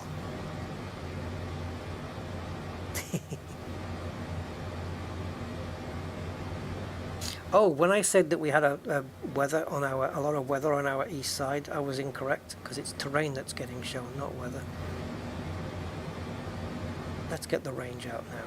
We want the range to be... Yeah, this is well. There's top of climb, look. In 40 nautical miles we'll be at 40,000. Right where the green arc.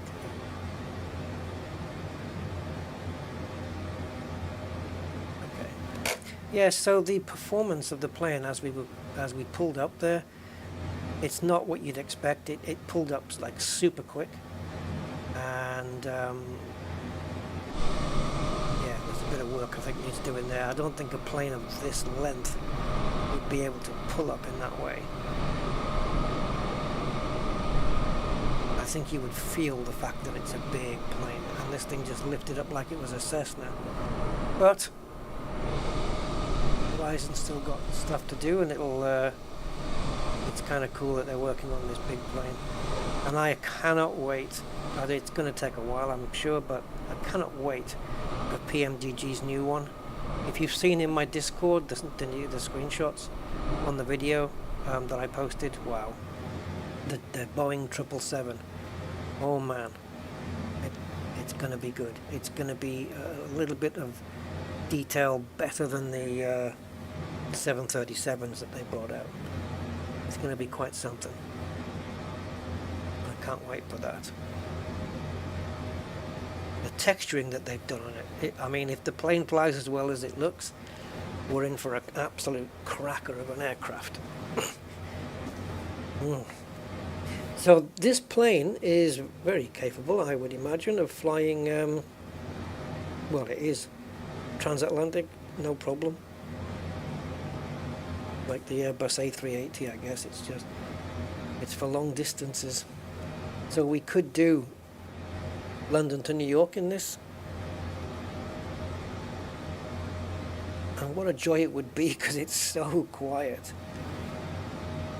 Ah, doors. Can we do something here? No, they're all set to... what if we... Can we change anything there? I mean, Let's recall the errors again. No, oh no, it's a different door, isn't it? I keep getting it mixed up. It's not the front doors. It's the flight deck door. And even though it says automatic, yeah, got heaters here. It's not really doing anything. So performance. I've done this. So this is takeoff performance, and I could have calculated this. I forgot about it. So this will take the data off the FMC, pop it into here. We put the wind at the outside air temperature there. We've already taken off, so it's kind of redundant now. What about descent? Now,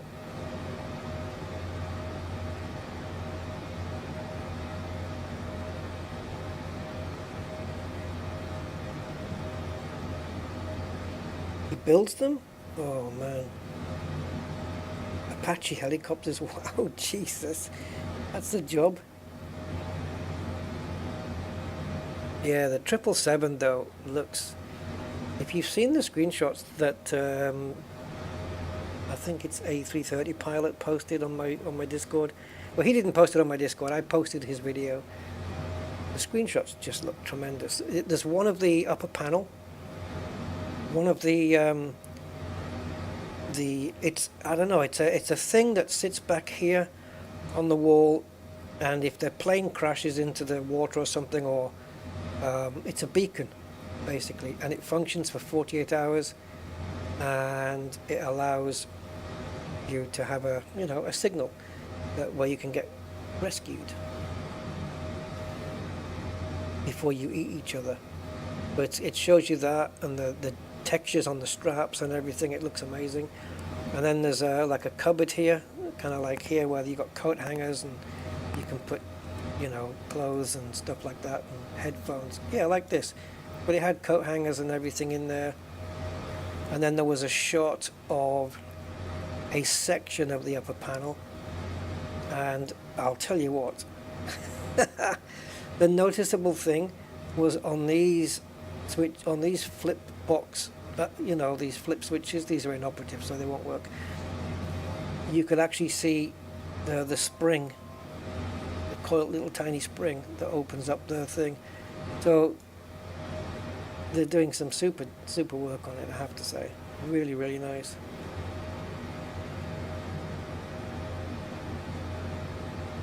So thrust is as the reference speed is, which is, that's what I think it's saying here, Mach 0.838. And then we have LNAV and VNAV speed.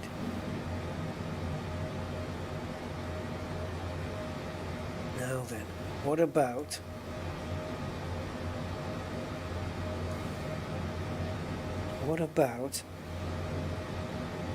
oh, it's already got the approach thing now, look.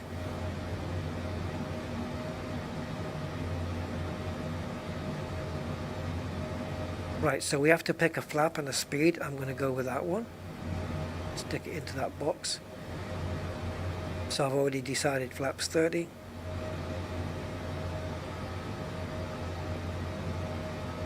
Is this the estimated gross weight of landing, or the one we have right now? It is, because we're currently 168. It's already estimating that we'll have 153 when we come to land, I believe. That's what that tells me. So on the progress page, this is where we are.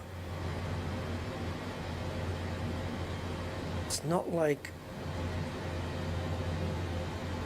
yeah, you can add fixes on this as well. It's not like, are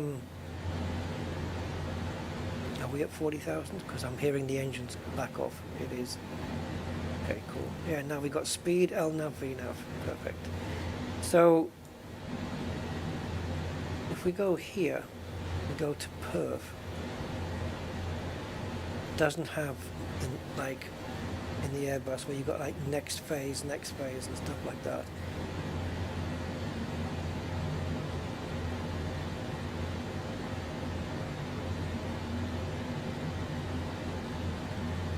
Cruise. Oh, should I have not done that?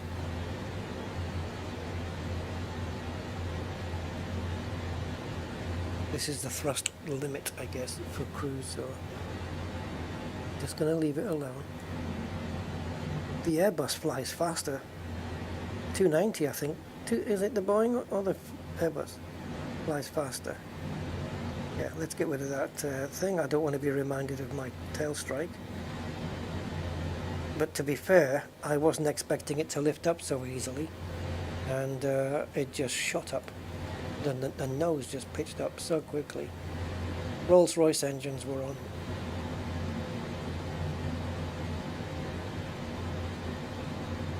But I have seen one of these planes, it might be a different one, Or it might just have been in the livery, where it had Rolls-Royce written on the engine. Or R, yeah, the double R.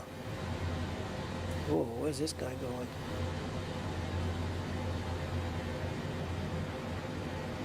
So what have we got lit up here? LNAV, VNAV, auto throttle, autopilot.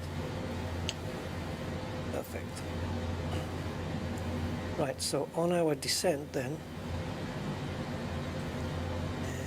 next page, I'm going to get through these. The constraints are the ones you see with the big numbers here. I want to come down, there's the runway.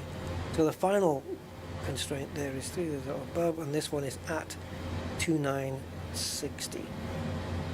Final fix. So I'm going to send this down to 29.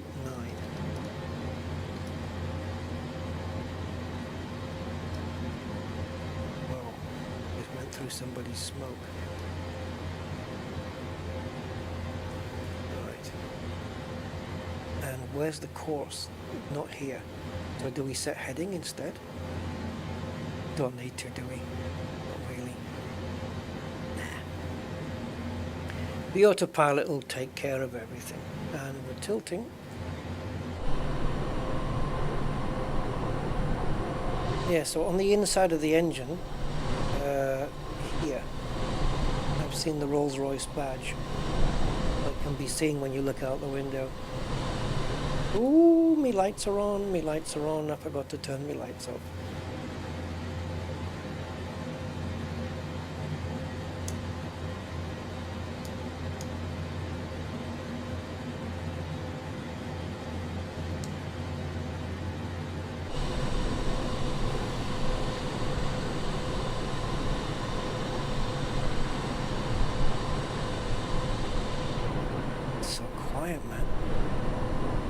But if I was stood behind this plane like this, it is not going to be this quiet.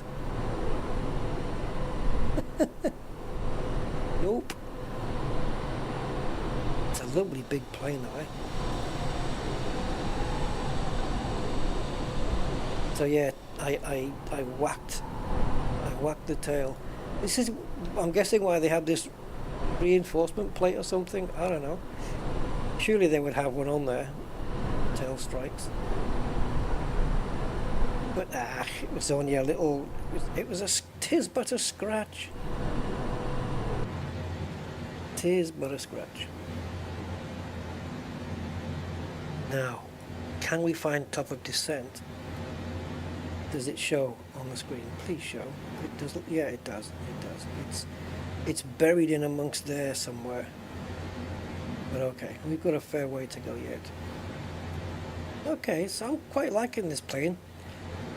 I've just got to figure out how to get all 4 engines started up on the 747 instead of just 2 engines on and 2 engines half on, and then I'm good to go.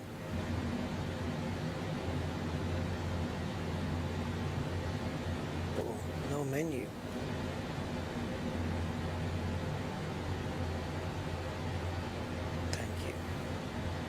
Don't know what VSD is. Put terrain on. Traffic, airports, waypoints. Put airports on as well. See, we're coming in on ZYCC. Oh, for there to be an airport there must be land.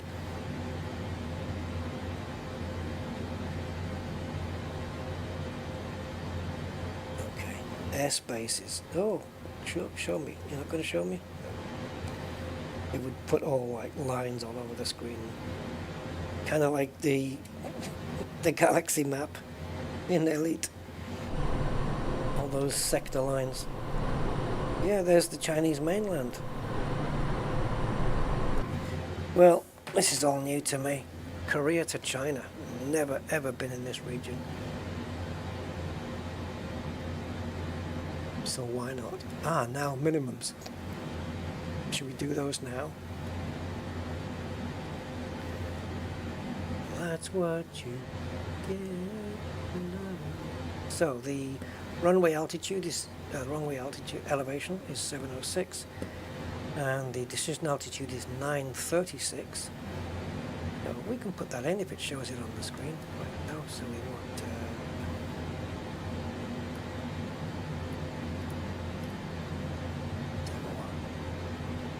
get it on there. Oh, straight past it by a mile.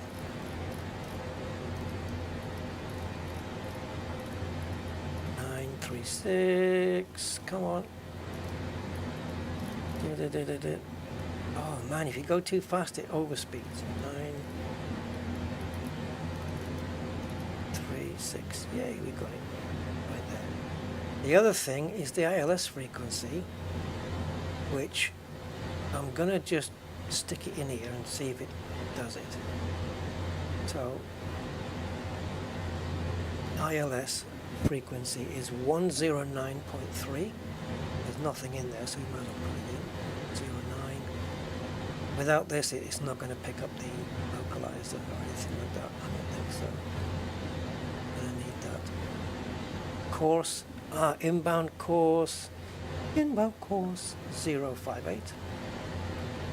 I'm just learning this on the fly, I swear. I've never done this before.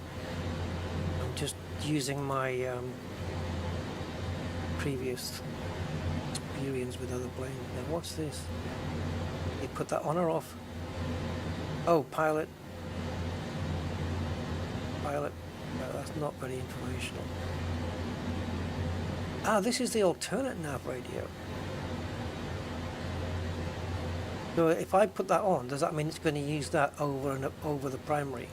Don't want that then. Okay. To be honest, it should be in here. There should be a radio. Oh, well, I say there should be. There we go. Navrat, there we go. So we want it here. So it's, what was it? 109.3? Oh, don't turn. I don't know what you're doing. 109, I can see here though. 109.3 is our ILS frequency. Right. Invalid entry. Yeah, sure. Sure, of course it is. Not really.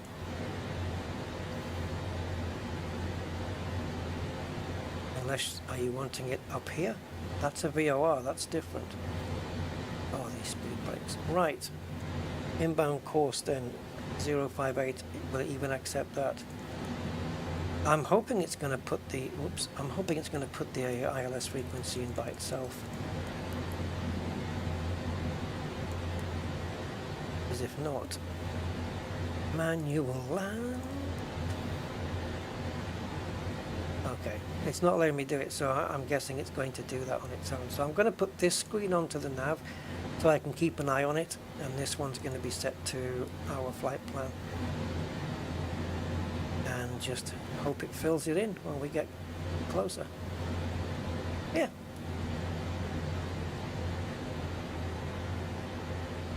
If not, I do have the information there, and I can just switch that to on, right? And it will use that. I don't know. It's all science right now.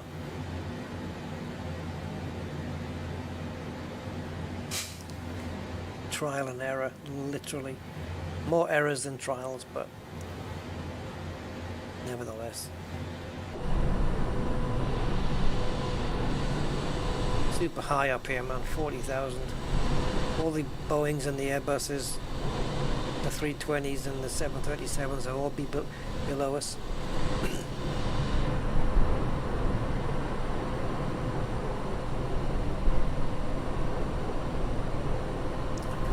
Quiet this is.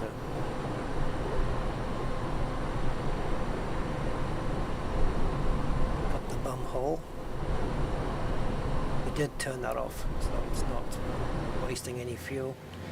Talking of which, fuel.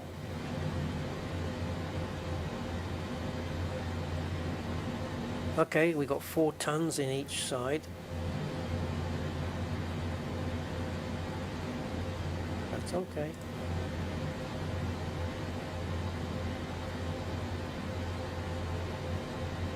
cabin air still good? Indeed. Absolutely perfect. I have no idea what it was whinging about.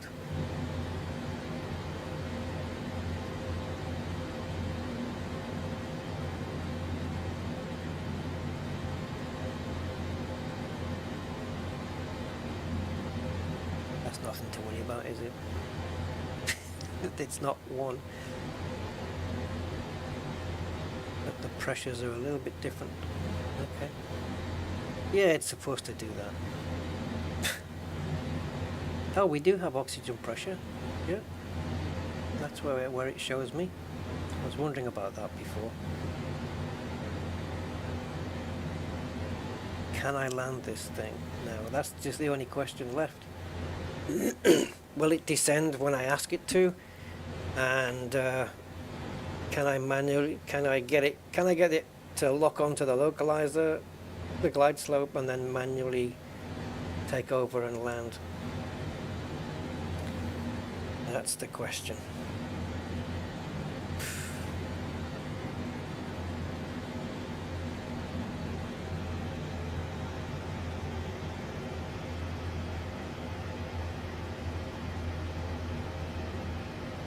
We're only doing 260 knots though, although it's decelerating a little. I have moved my throttles back, but it doesn't affect this. The plane is doing that all by itself. I don't think anything I do is. Well, what I do with my physical throttle isn't even touching this.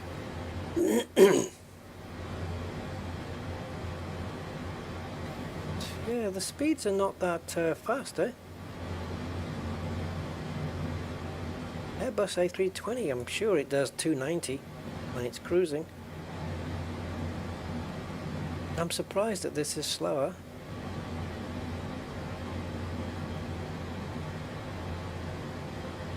But it's okay. It's absolutely fine. It's stating that we're in the cruise phase, which I set, didn't I? And I probably shouldn't have touched it. Where did I set that? Oh yeah, on the screen down here. Yeah. Well, I'm hoping it fixes that itself when we descend. But if it doesn't, where did I go to touch that? Was it in here? I can't remember if it was on the screen or not. Yeah, it was.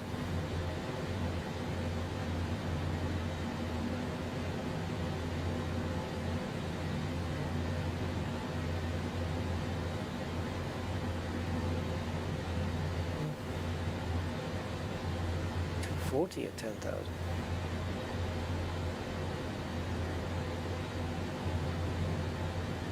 Right. Can we get the descent forecast at least? Oh, it doesn't uplink from SimBrief. Schnitzels.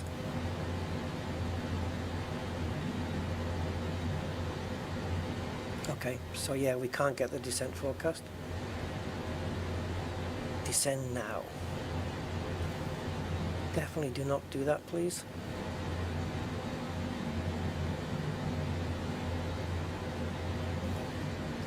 Was it that I changed?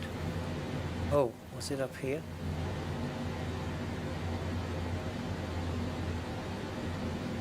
Run through this. I pressed something on a screen. Not that one, not one, that one. Nope. Doesn't matter. Yeah, that's true. Yeah, we've already had that one. Right, so we're going to need yes, low order brake, so we'll put that 1 or 2, I guess 2. Depends on the length of the runway. No, there was a thing about changing the speeds, like climb and cruise and stuff. I don't know where that was.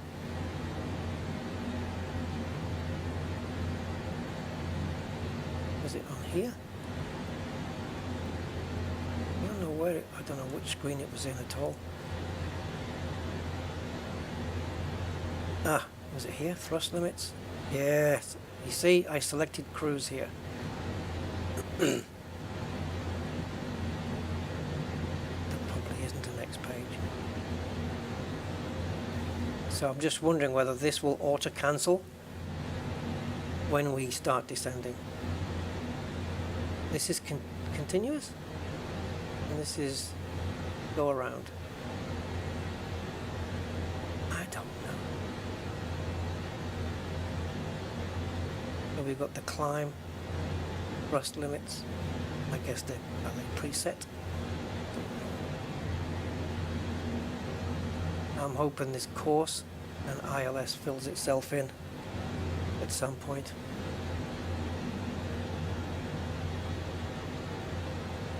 When we get to top of descent, perhaps. Okay, I can't move. There we go. You stay on the nav. You stay on the legs.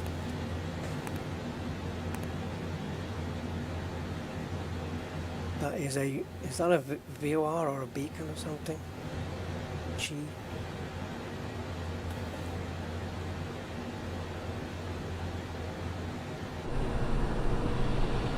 Still over the water. That is China.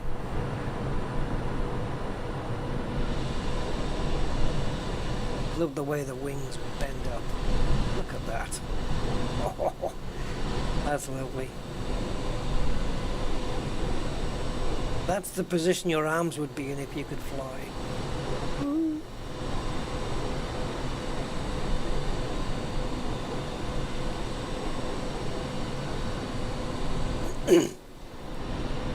It's always, you know, when they put tenders, out, contracts out for, well, let's say it's tenders. When they put tenders out to all the different companies to supply the parts to build the planes, you know, so you might have one company, they'll put tenders out for companies to do the fuselage, one to do the landing gears and stuff like that, one to do maybe the glass, and one to do the interior and stuff like that. And you might have 5, 6, 7 companies, you know, saying, yeah, we can do the fuselage for you, and they'll all come in with their quotes.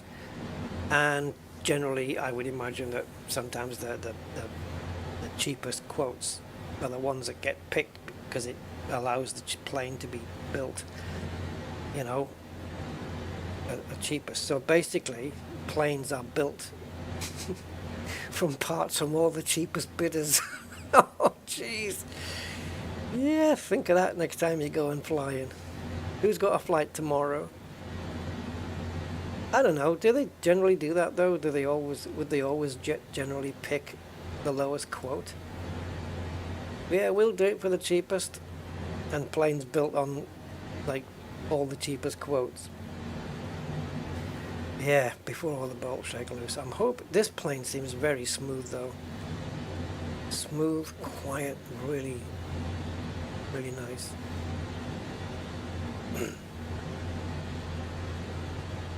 Oh no! Oh no! There it is. Flight deck door power.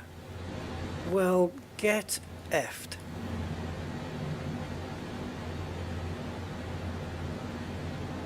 Okay, so there you go. I learnt that. So let's.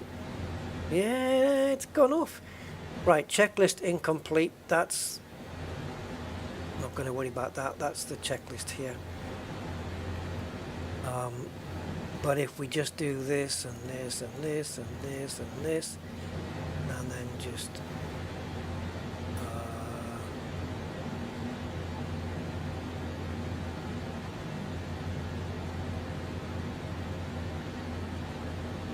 I have put these in though. Item override. I don't know. I'm trying to get this to disappear off here.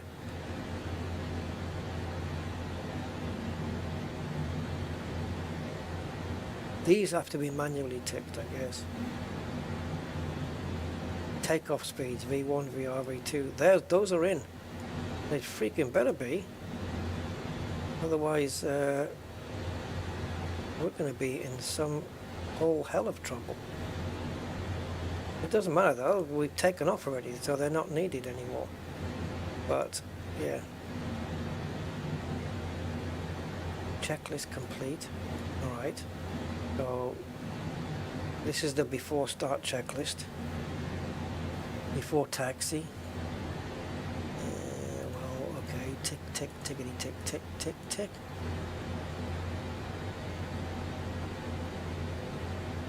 How do I get to the next one?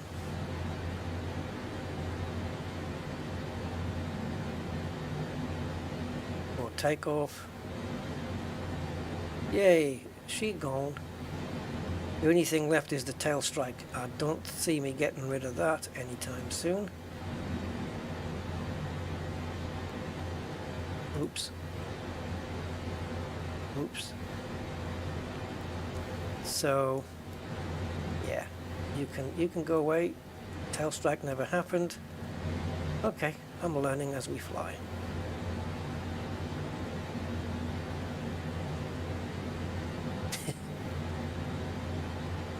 I'm looking at Bidib, and my brain just went to Buck Rogers in the 21st century. What's the little robot's name? Twiggy, Biddy. Anyway, that's what my brain went to. Can't help it.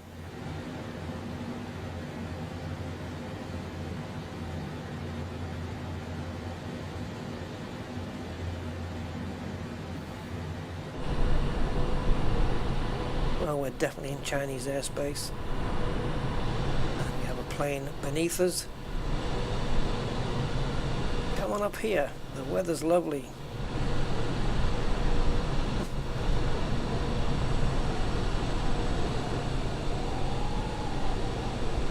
I've sat in an airport in China in the sim.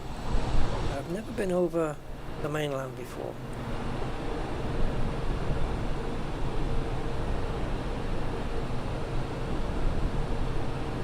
I'm leaving the HTC chatter off on this one.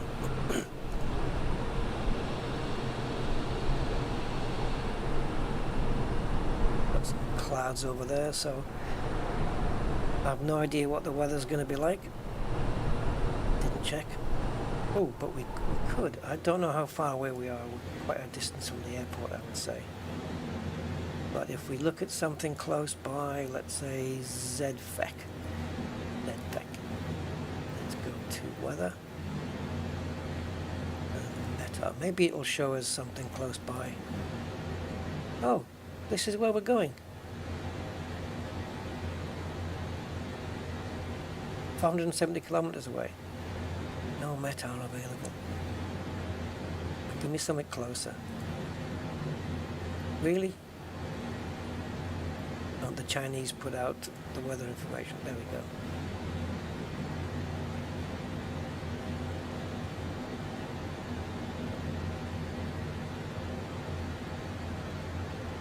I'm trying to figure out which is our visibility here. What the hell? How's MPS? Is this our visibility? 8 miles? So temperature, 6 degrees, -1 tonight. That's the time and the date and stuff. Then we've got wind, 160 at 6 knots. MPS. It might piss down. 130 V200. Ah. Is this wind direction? Between 130 degrees and 200 degrees? But it's currently 160? Yeah, 130 varying to 200. I don't know. I don't know what MPS is. I think this is the visibility, 8 miles. No significant, no, it's no scattered clouds. I don't know. I don't know. I'd have to look at the Meta decoder thing. Check it out. Some of those abbreviations I've not seen before. Right, let's pull the range out, see if we've got, I think top of descent is, oh, wow, okay. There it is. Bingo! 100. So this is 160 nautical miles. The range is 320. So this will be 240 here. So yeah, about 190 miles away. We'll be doing top of descent. That's cool. So there we go. China.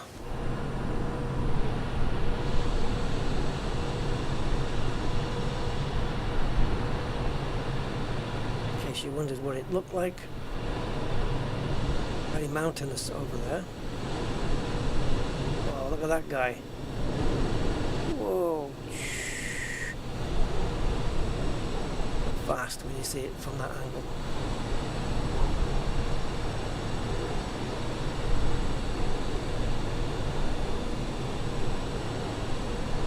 Just checking the bolts. Just going around checking all the bolts, making sure.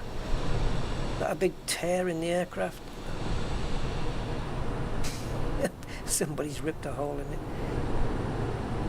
This knobbly bit on the top, that'll be the Wi-Fi antenna, I would imagine. Yep, that'll be the Wi-Fi.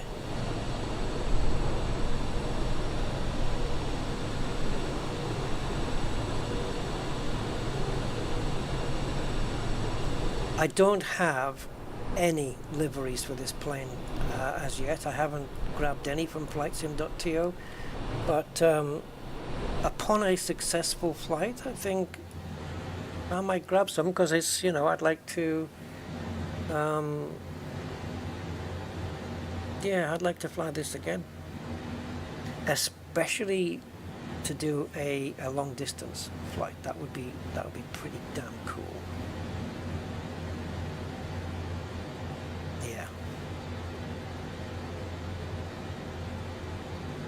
Now the air pressure here, I don't know how China do it. Do they use inches or do they use hectopascals?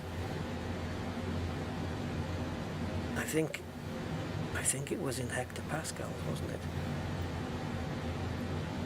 Oh, I'm not going to dig it out again. I think it was. I'm surprised this. Maybe we're too far away and that's why we haven't got it yet.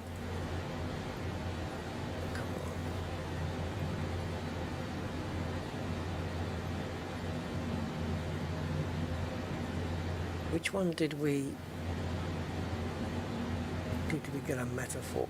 Metaphor? Yeah, metaphor. Which, yeah, it is. It's metaphor. Which one did we get a meta for? It's not showing any now. Nothing for you. I think it was in inches though.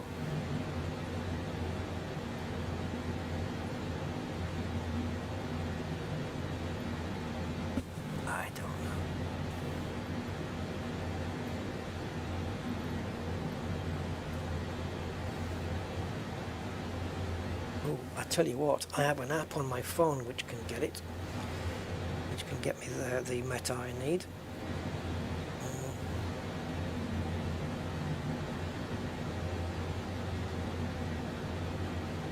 Right, so let's go. So there's an app on my phone called Avia Weather, I think it's called. Just need to find which page it's on. Too many apps, man. It's not healthy. Right, I've got Navigraph, Flight Radar. Flight Radar is where FSLTL takes its information from when it does the live traffic. Okay, so let's take a look. So let's add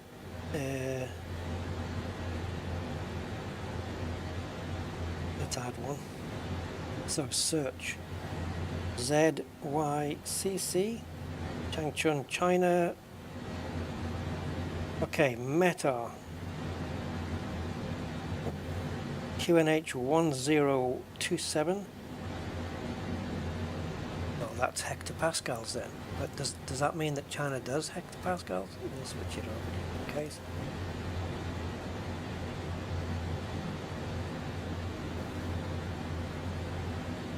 .1027 it is at the moment. Sunset at 16:44. Well, it's morning here, I think. I think it's around 10:30 in the morning, something like that. Here now.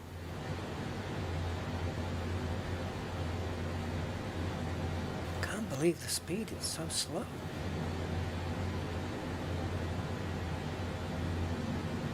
I could force the plane to go faster, but might not be a good idea.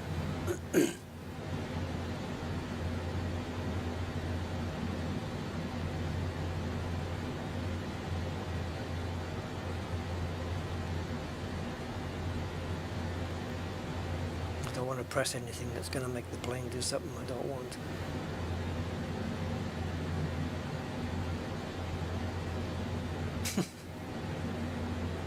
Oh, now it's a Boeing.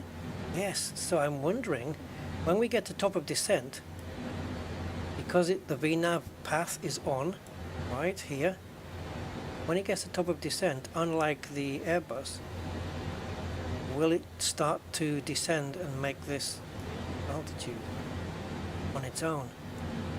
The 737 does it. Let's see. We're showing ADF left and right here. Those are beacons, aren't they? Beacon frequencies. Is there anything?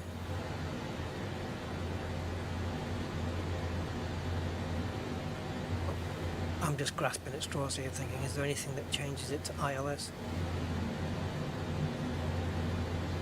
As opposed to VOR? Because here, you go to the menu,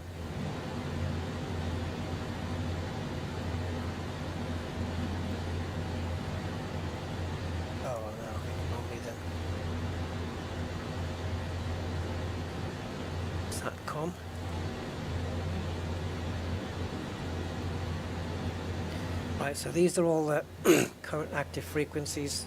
They're all set to whatever their standards are here.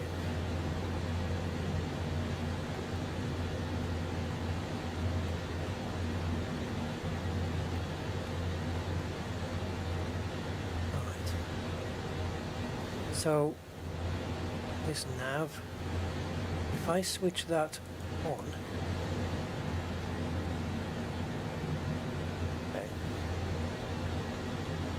just trying to learn, because when you hit approach mode, you want this to show ILS down here, right? At least that's what I'm used to. We've got VOR. These are beacons, I think, beacon frequencies. Yeah, 890. They're here, but we want this.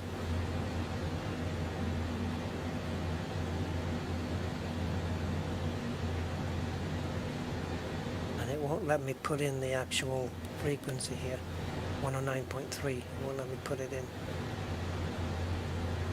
I don't know why. Try again. Fill it out properly. Uh-oh. Do do do do do do do do do do do do do do do do do do. There we go. So we want 109.3.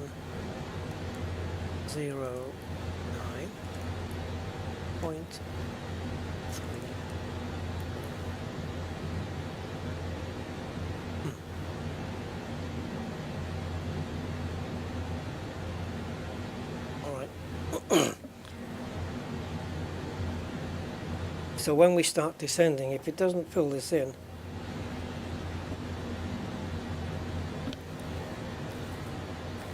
I don't know. We won't be able to capture the localizer, and we'll be doing,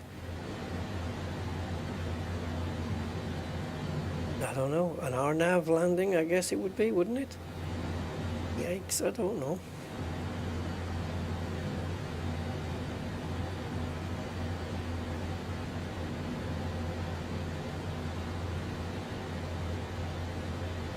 Descent forecast, climb forecast, we can't load that in. Won't let us do it.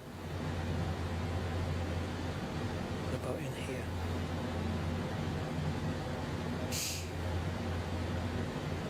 Don't think the uplink works. It doesn't get it from SimBrief. The data is in SimBrief. No, it doesn't do it. Okay. No problem. So top of descent is somewhere in between here then.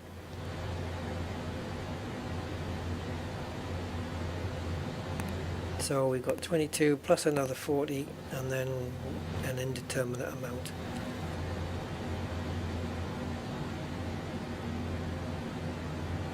So somewhere after nub key is top of descent.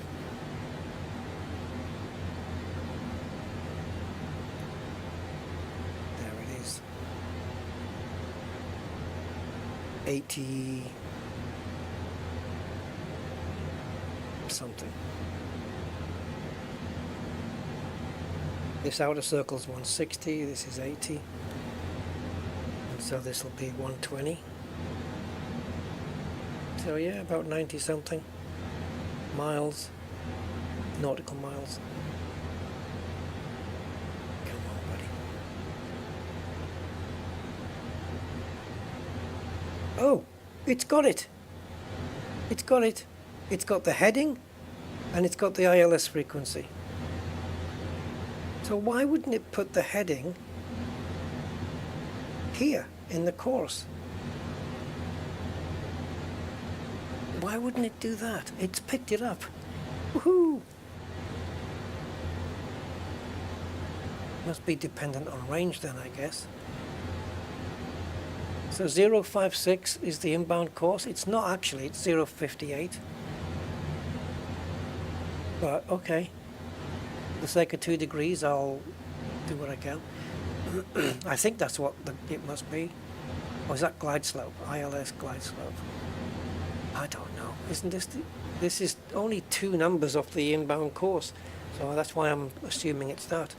But I would have thought the number would have gone here. Maybe when we get closer. But it's got the frequency, so I'm cool. It's picked it up. I only just spotted it. Nice.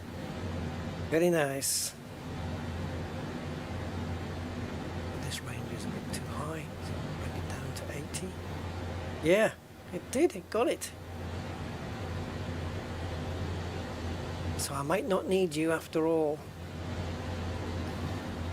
But the course, I imagine, I would hope, is going to kick in there. And when we hit the approach, I'm hoping that it's going to switch this out or for the ILS frequency. Oh, so many things to discover.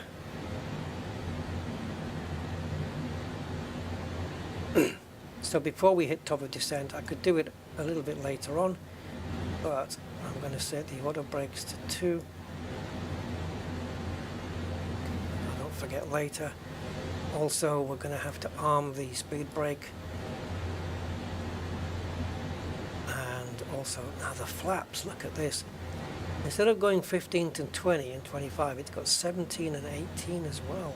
Whoa, 1, 2, 3, 4, 5, 6, 7, 8, 9 stages of flaps. Jeez. And we've told it that we want flap 30 landing. I didn't really check on the length of the runway. If it was a long one, we could probably do it less. And maybe even use speed brakes 1. Auto brakes one. Yeah. Alternate gear inoperative.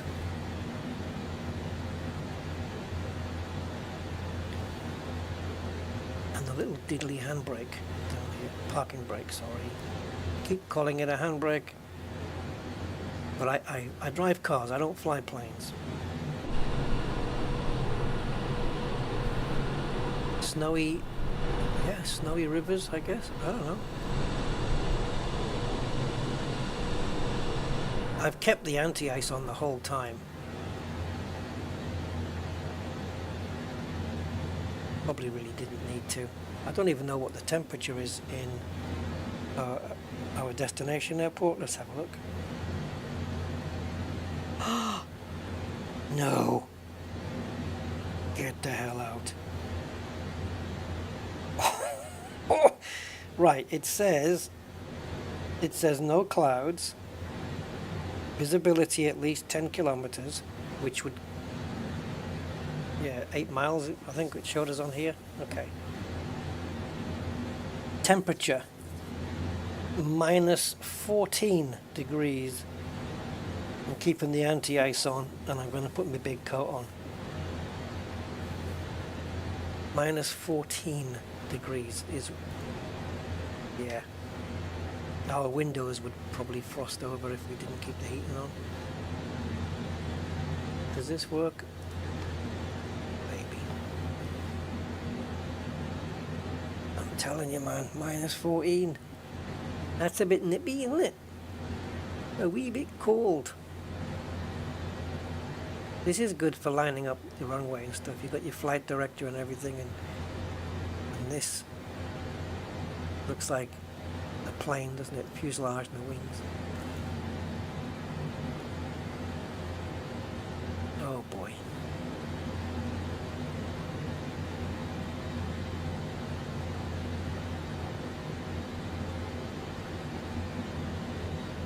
Okay.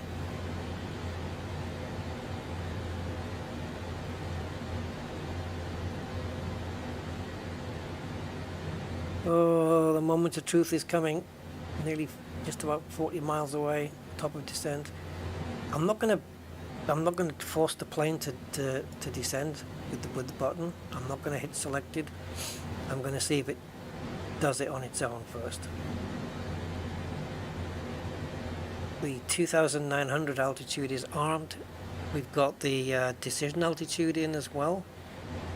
These three are all reading greens. That's exactly what I want to see. That's perfect. Oh, come on.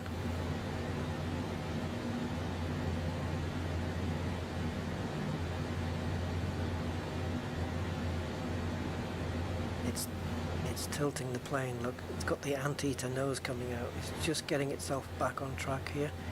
We've got a little bit of a wind going on.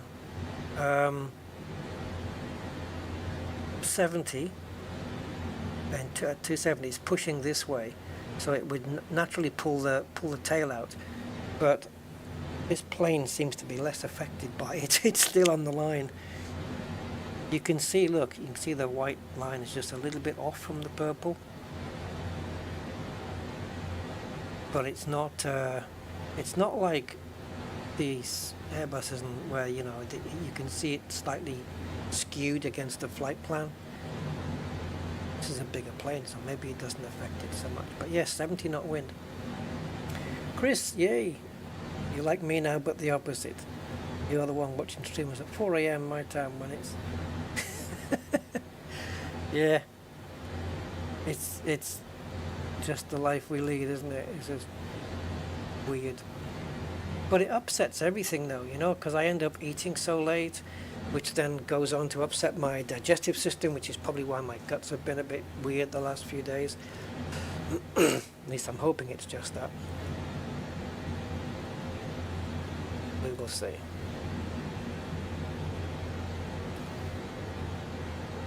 Yeah. So this is the wind pushing up from, I guess, this direction, like this. It's going to hit that tail, but it's not pushing us out too much, even at 70 knots. It's looking fine. Yeah, minus 14. You can probably tell just looking down there. It ain't going to be too warm. Right, so 20 nautical miles now to top of descent. Dun, dun, dun. It doesn't show up here though, eh? Because Lemot is the next thing, but the TD, it actually doesn't show up on the list here. But it doesn't need to, as long as it's here on this screen, I'm good with it. Right, I'm just going to bring the range in to 40 now. When the plane hits this, is it going to start descending on its own? Because the Airbus, which is a flying computer, doesn't. You have to actually manually click the selected altitude or the managed altitude button for it to start descending. It won't suddenly realize this is the point where I start descending. Yeah, sleepy during the day. I know it's difficult to work it out as well. Sometimes I have to take a nap or something and tell my Alexa or whatever to wake me up in an hour or 2 hours and just get 2 hours in, and then that'll see me through until the right time.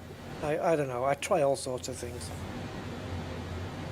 And I did okay the other day. I woke up at 10:30 in the morning, which is pretty reasonable, and then I screwed it the next time. Yeah, so yeah, the next day. Right, here we go. Top of descent approaches. Here, on here. If I change the range here, oh, it doesn't change the range on this one. That's fine. This is so we can change this screen, right, to something else, and we still got the display here, so pretty good. All right, top of descent, 2.5 miles now. If it doesn't descend on its own, I'm going to have to hit that select button. Fairly sharpish. I'm expecting to see this line dip of its own accord. Ooh, it's done something. Yes, baby! Engines idle, VNAV speed instead of path now. Sexy mama. I like the Boeings because it does that. Airbuses don't. The Airbus is, you know, it's a very technical plane in terms of its gadgetry and electronics and things that it does, and how the plane can just take over to save itself from stalls and stuff like that. It's a very clever plane. But this stuff, now what's going on here? So we are above where we need to be right now, and it's getting worse. So I'm going to stick some drag on. This number needs to come down. Oh, geez, that's quick. Okay, taking the drag off now. Now we're below. We're below now. Oh no, this purple needs to be in the middle. There we go. Iron me out. It should. Yeah, so this is the number that we're above or below the flight path. Want to be on it. We were quite high though a minute ago, so we're okay now. It just needs to settle in and around here. This is fine, I think. So we now need to make these constraints. The next one is we need to be at 15,700 feet or below by the time we reach CC 457. What the hell was that? Drag required. Got it.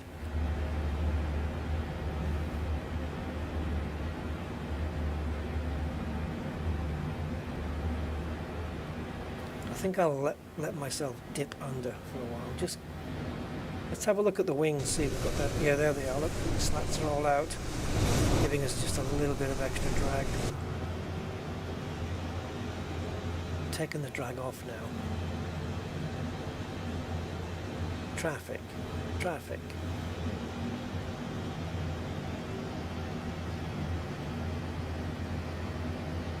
What was this? Traffic? Yeah. Again, we're above, so I'm just bringing out the drag.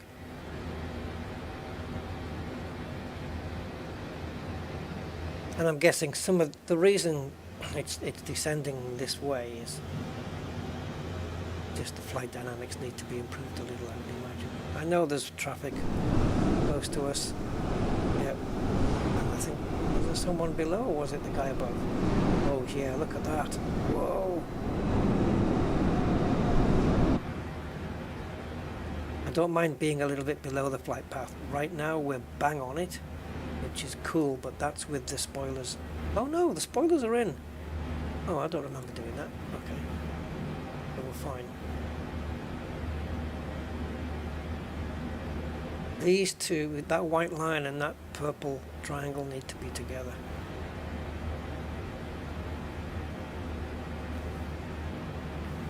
The white line, I believe, is us, and the purple is the flight path descent profile. Usually around 3 degrees, I believe.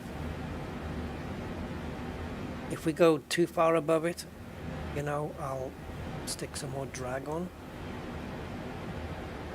Oh, now then. Yeah. Let me just get the transition altitude. Oh yeah, that was it. It was that weird one, wasn't it? 9,850 is the transition altitude. That's a little bit bizarre. Okay. Do we have any meta for our airport yet? Or are China just keeping it all a dead secret? Aha! There you go, 1027. Just what we said. Temperature, look, minus 14. Dropping to minus 18 at its lowest point tonight. Oh, buddy. Alright, 1027. It's been like that for a while, so I'm gonna keep it at that. That's what I'll set it to. Okay, so we're pretty much, look at this, we're pretty much bang on the flight path. Just a tad above it, but not enough to worry about. It's not even showing a number here with that close. There. Oh, FMC message. Yeah, I got it, didn't I?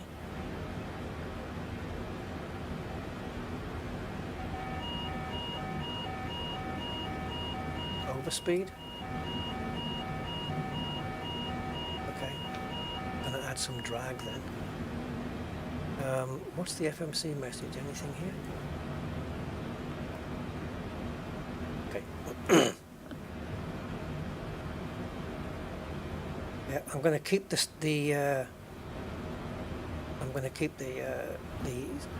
speed brakes on because this is the speed we need to be at. It's overspeeding, so take the drag off now. Yeah, it's weird. It's not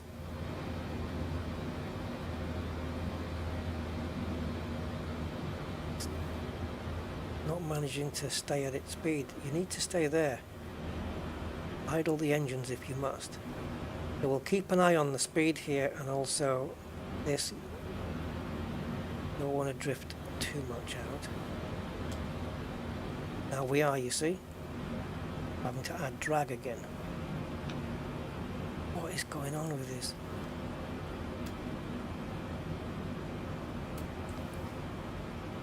I mean, I'm not going to diss it, but this is why study level aircraft are better. They're not kind of all over the place like this one. I mean, I'm managing it for now.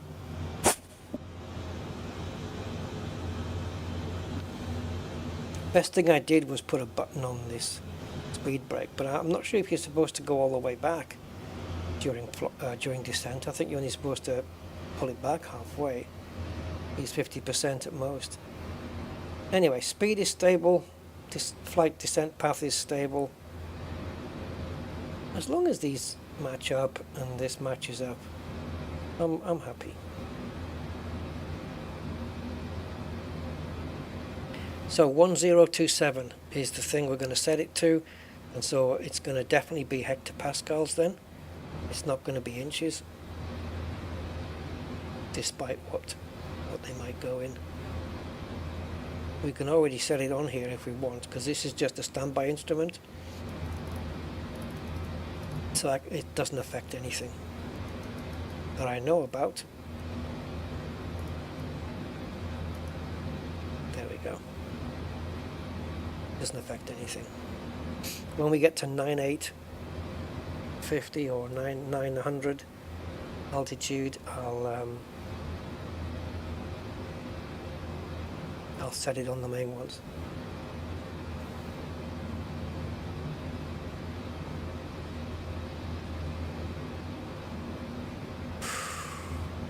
Okay. So we've got to do some weird acrobatics now. We're going to go back that way and then back that way again. Look, see if we can see that. You see? So we're going to be doing an S shape to come in. But we're going to have to go all the way up to where the airport runway is and go all the way down about, I don't know, 20 miles is it? And then back up another 20 miles. Yeah. Such is life.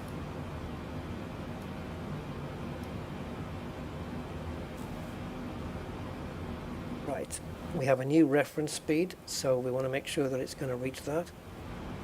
I might have to add a bit of drag. I am going to add a bit of drag, just to help it reach that reference speed by the time it gets to 10,000 feet. Just a little bit of assistance.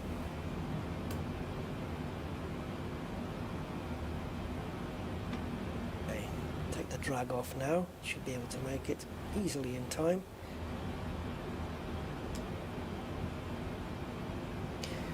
Now, flappage speeds. Is there a guide anywhere? Ooh. Nope. Okay. Elapsed time, what, from liftoff? 1 hour 15. So at 10,000 we want to be hitting 240.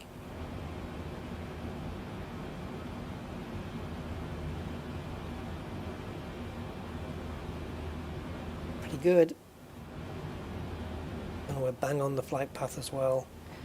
So far so good. No course yet, but that's okay. Don't know whether it does it at all.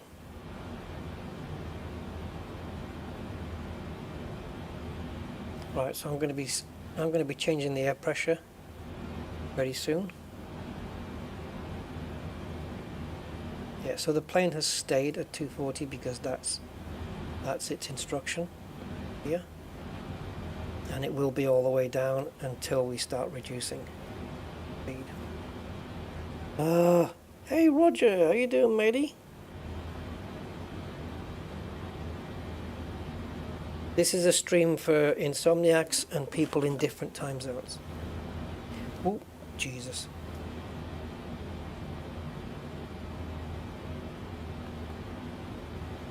Okay, so we've got it set to 1031, 1027.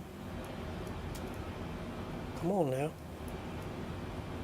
And other side. Oh yeah, they're both linked. Cool. Okay, air pressure is set. Oh, hello, China. You okay? Good man. Right, how are we? We are above the flight path, but we're getting back on it again. Looking good, man. My only thing now is flappage. I'm going to put flaps 1 right now because I want to see where the limit is. There we go, 260. Okay. Right. I just wanted to see where the limit was, but we're okay.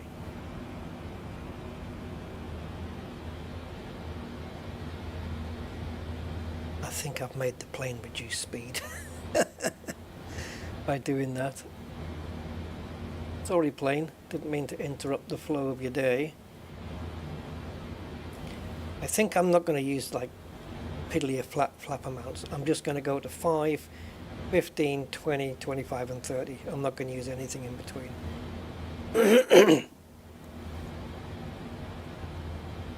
Yeah, I've slowed the plane down a bit now.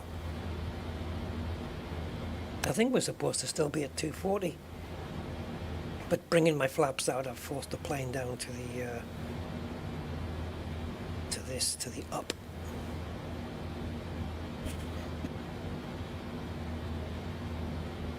I think anyway. I think I did that. So I've just slowed everything down. I could tell it here in the speed. I could make it manual and tell it to get back up to 240, but nope. I'm going to leave well enough alone.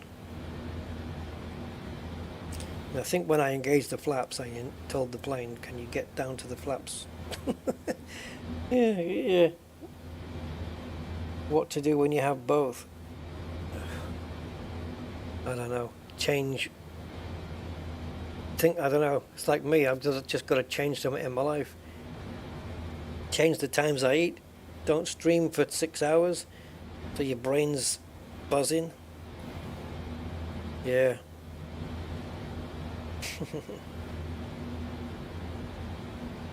Thing is, what you don't want to do is do it for too long. You know, get set into a strange rhythm, sleep rhythm, because your body gets too used to it.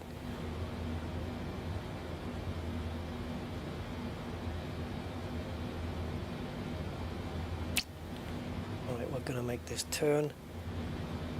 What's the mileage there? 20. It is 20. Yeah. So I think I'll be on flaps 5 by the time I get to this corner. Maybe get 15 around here, and then we'll get 25 and 10. So I was right, it was 20-ish. So the runway is kind of it's over here somewhere. Is that it? Is that our airport? Boy.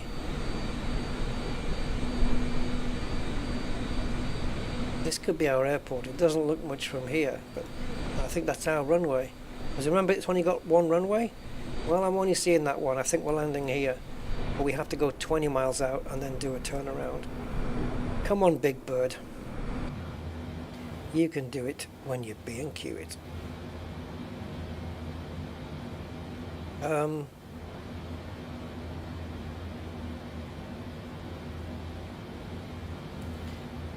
Right. What's going on here?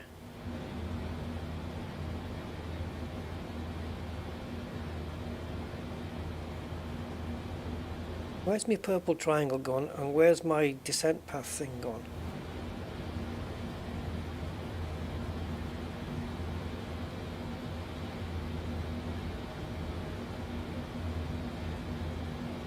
So the next constraint is 6890 at CC412.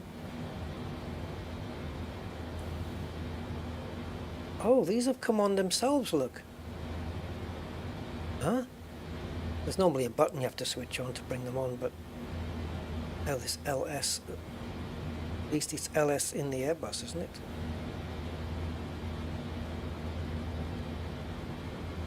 I'm not going to arm the approach mode yet. But where are we headed here? C507? 86, okay.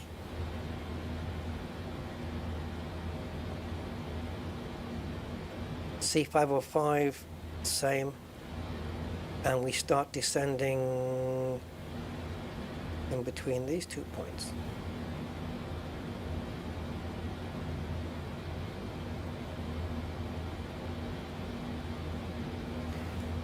I think after CC05 I'm going to start flappaging.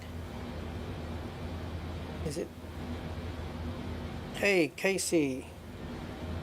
How am I feeling? You know, so-so.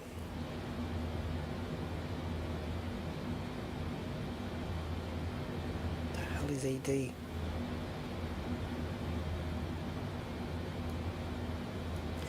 Yeah, how are you?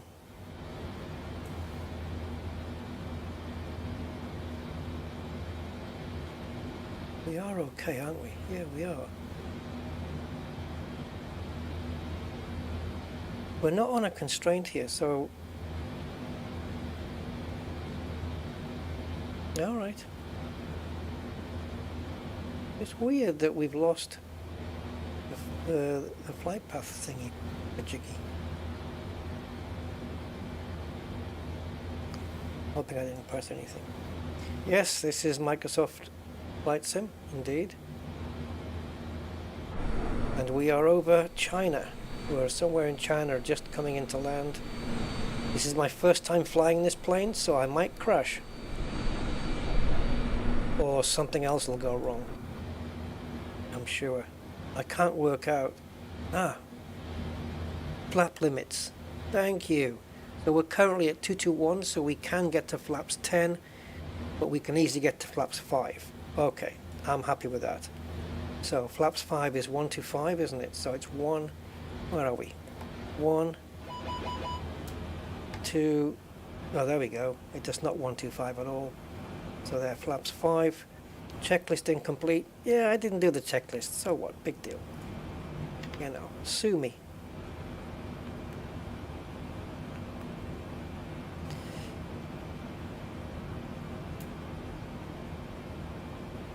As we make the final turn, I'll set the approach. So now the next speed, the next flap set I want is flaps 10, which is 230 or above. We're already there, so we can go flaps 10 already. I don't want to go too much though, because I don't want to slow the plane down. It's already, because I'm at flaps 5, it's slowed down to the flaps 5 position here. This is our landing speed, so yeah, I'm going to leave it until we do these 2 turns here. I'll get it down to flaps 10 when we do this turn, and then we'll do 15, 20, and then 30 for final approach.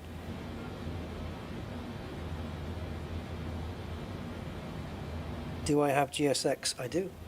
Yep, there it is.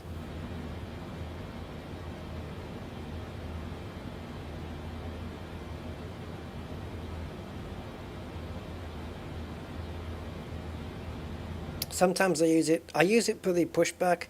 I don't always use it for the passengers and stuff like that. Okay.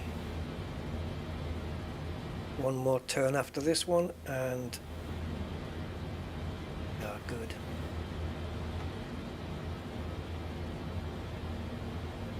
I mean, this can come in handy for landing. I might use it. I might. We'll see. I don't use it on the 737s.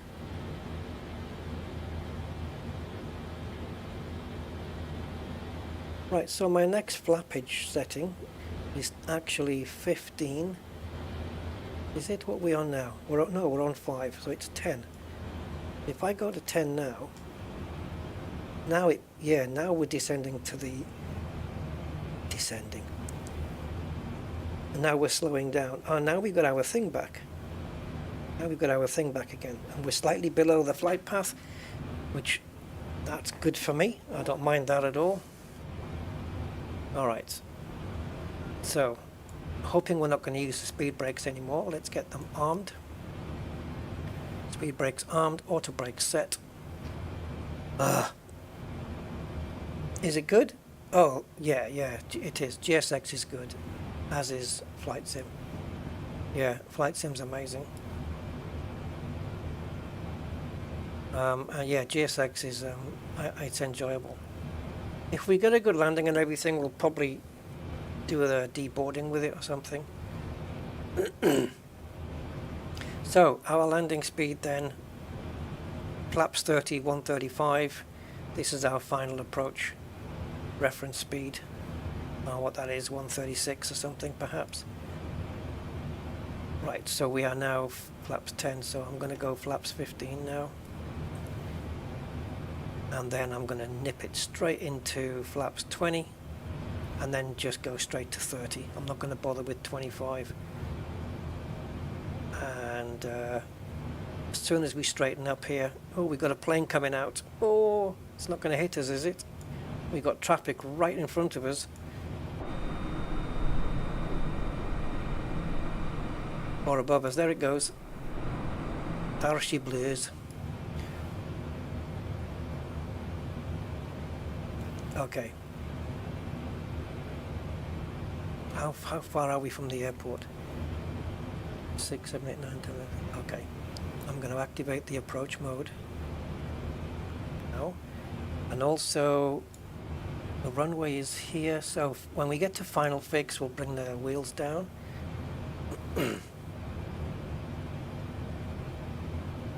Where's the I know that the plane knows what it is. It's got the localizer. I know the plane knows what it is, but where is the frequency? Where's the ILS frequency? Does it not show it at all? Or is there a mode I can switch where it shows it instead of a beacon? Right, we're coming up to CC 503. So localizer we already have, which means the plane knows left and right which way to line up on the runway, you know, to centralize it. And glide slope is vertical. There it is. Is it? ILS FMC. That tells us it's got it then.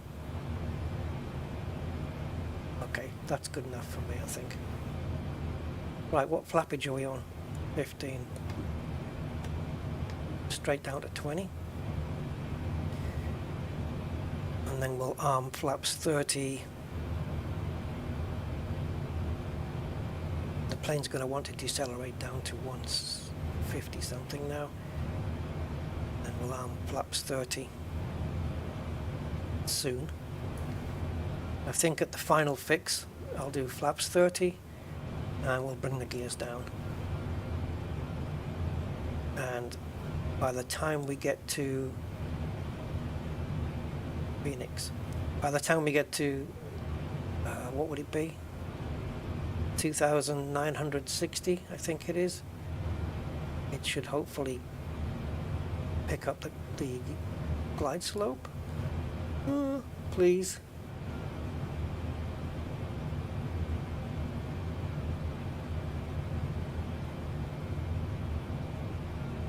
Okay, visibility is not amazing.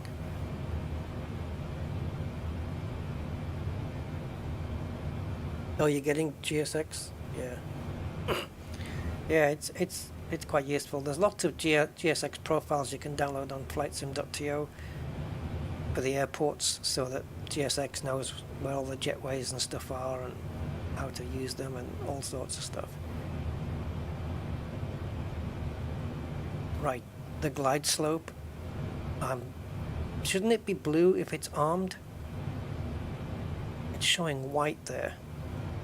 Okay.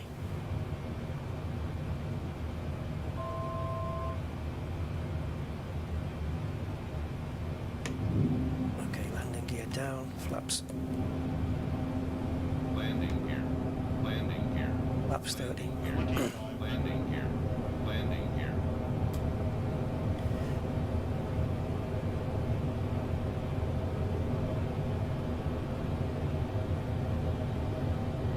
All I want you to do is pick up the glide slope. I think we need to drop a few hundred feet first though.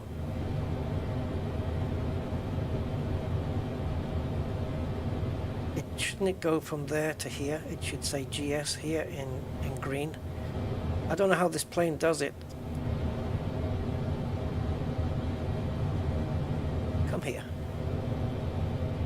Right, so airport is there. Well, runway is there, yeah. The glide slope, we're not there, are we?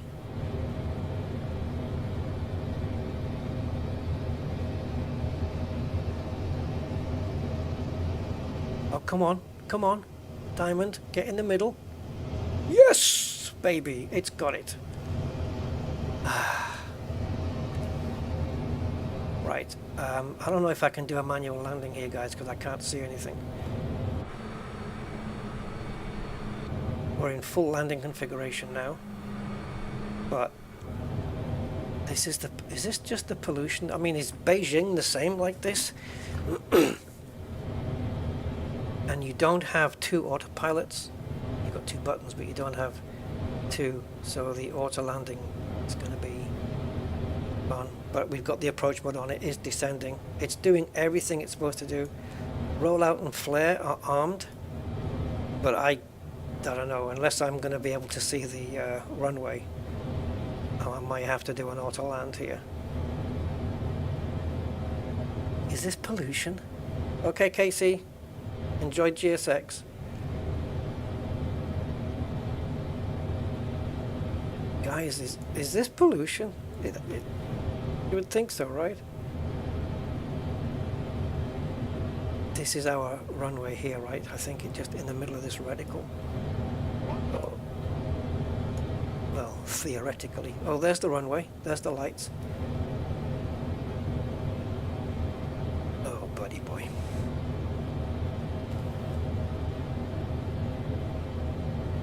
The glide slope will bring us all the way in anyway.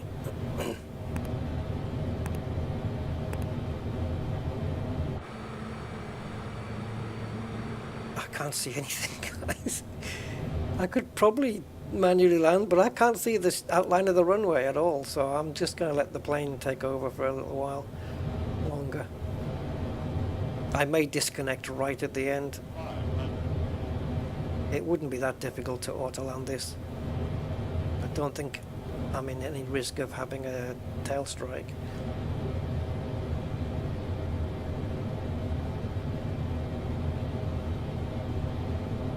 It says land 3, so we've got rollout and flare. The plane will do all of that by itself, I would imagine.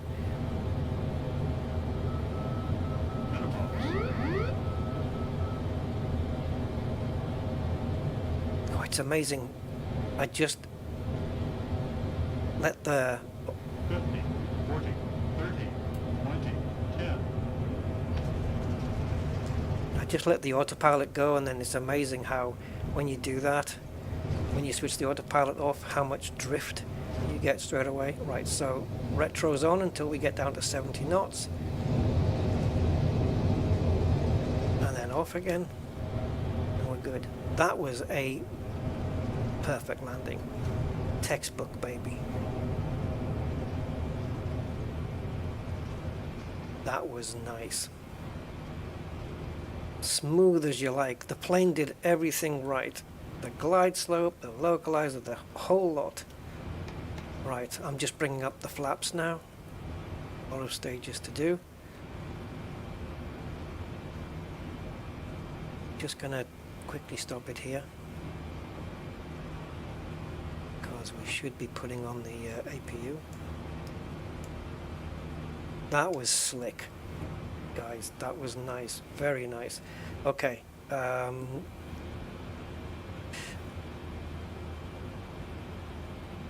request taxi to gates, not parking. Yes. Oh, very cool. That wasn't bad, eh?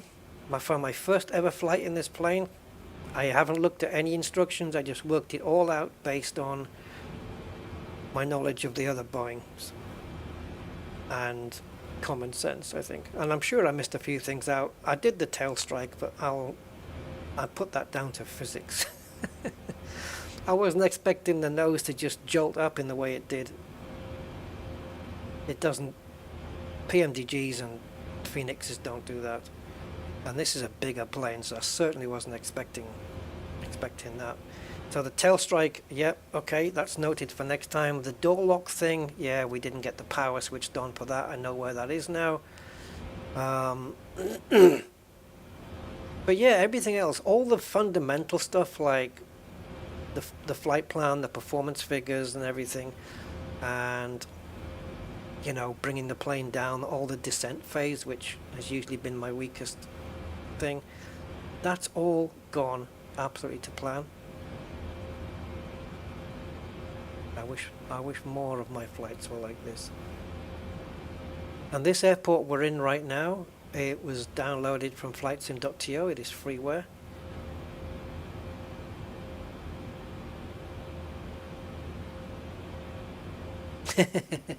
Yeah, good guess. Yeah.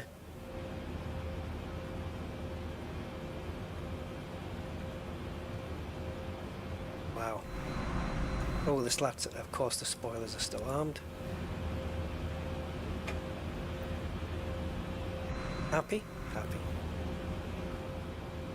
Happy pappy.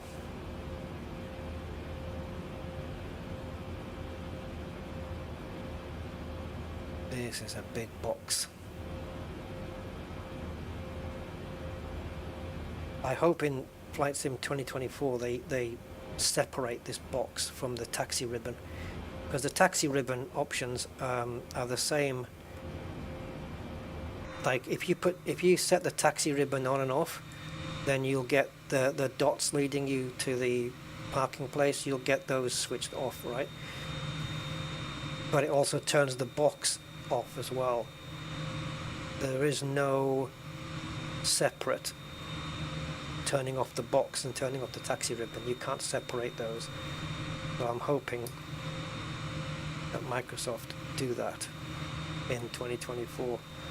Right, there is a jetway. It hasn't got a cushiony thing on us, a cushiony thing that will connect, so I'm guessing this is, although it is freeware, I'm guessing it's still in the process of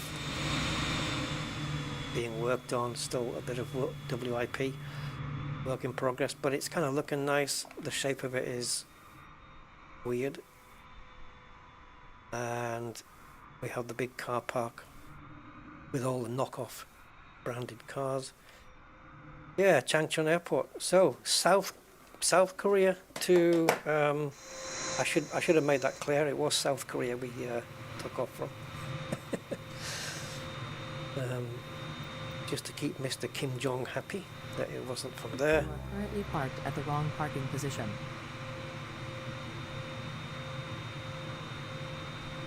Huh? This is where I was guided to, so... Runway 34R doesn't exist here. I think you are mistaken.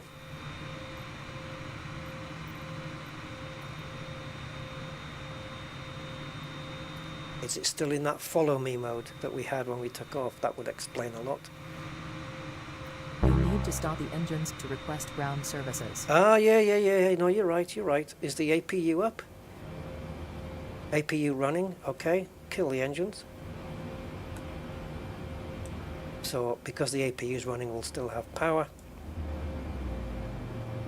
Now then, question. Do we have ground power available?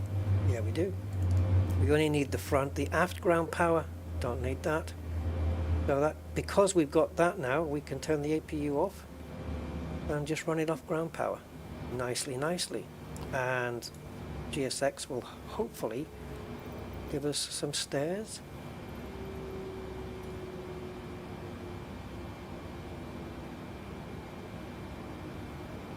Oil pressure, yep, oil temperature going down, that's all expected.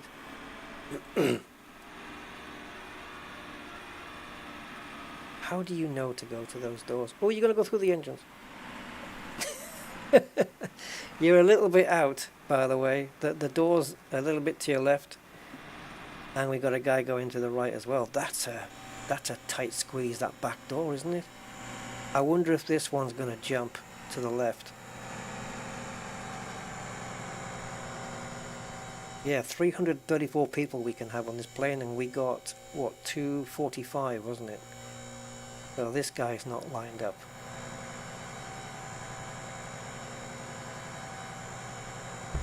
Doors are not auto-opening? Ah, that one is. Okay.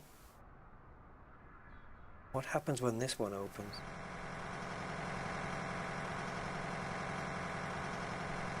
Will it? No, it hasn't opened those doors. I don't even know whether they will open, to be honest. All right, let's see if the D-board works.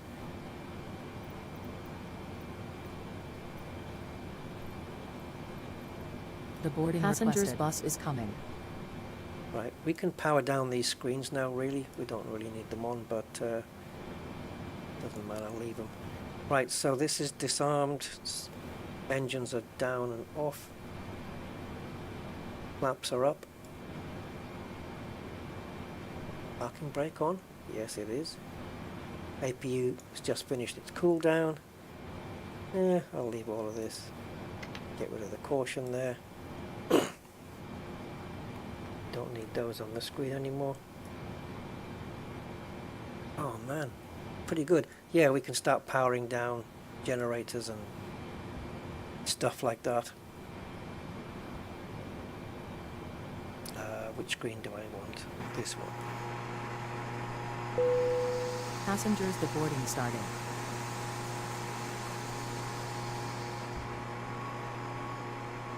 It's a pity it hasn't got the concertinary thing on, because it would have been nice to see people actually getting off and walking across it, but doesn't matter.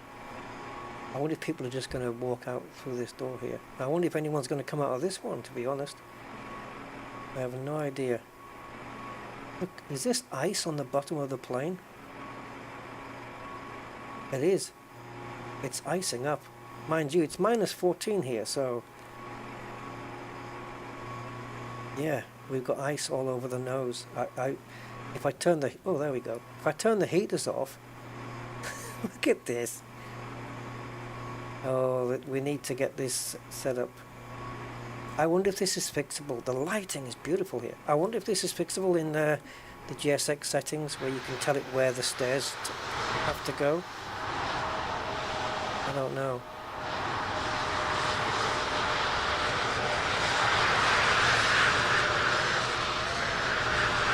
So if a bus takes only 90 people, we're going to need 3 buses.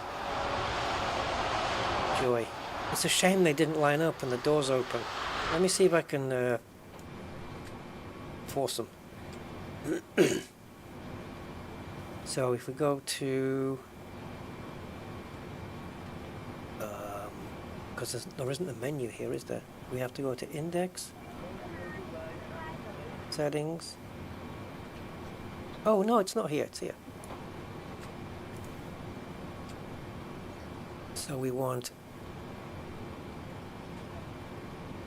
ah, look, you can't open them yet.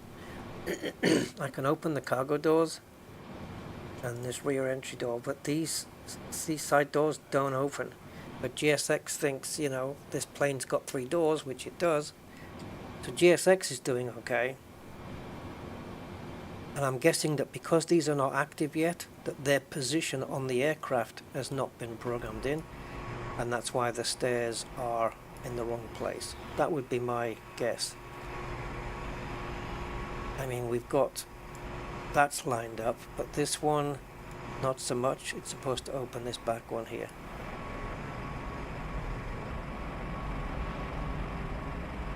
So yeah, GSX is very cool, isn't it? Look, China Eastern. We've even got the proper logos on everything.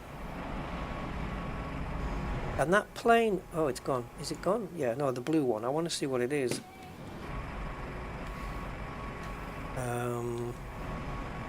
Let's reset this, because this camera is well off. Come on. Okay. So what's this blue one? It looks like a Boeing 600 or 700? 700? I don't know. Or is it an Airbus? Yeah, it's an Airbus.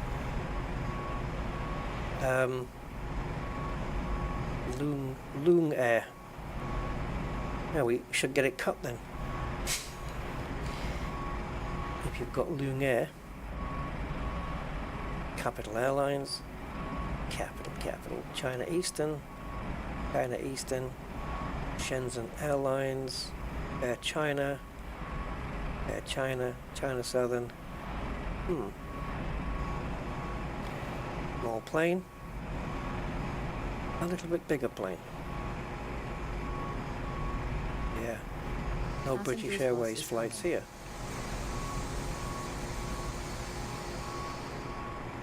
Oh, it's snowing. Yeah, it's starting to snow. Or was it snowing before? I don't know. minus 14. If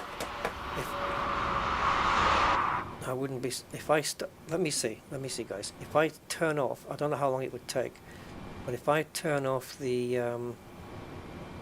icing, the anti-icing and stuff. Let's get these generators off. It's probably going to turn them off anyway. So window heat, let's turn those off. Is it inoperative? Yeah. So the primary heats are off.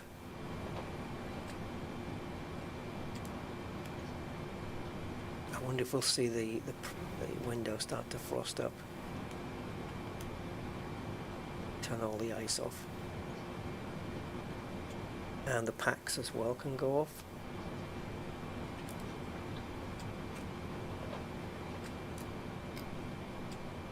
Turn all this off now.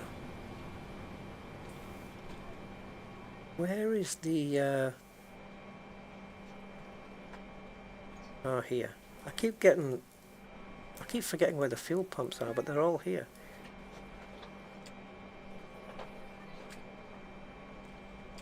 And the navigation alignment.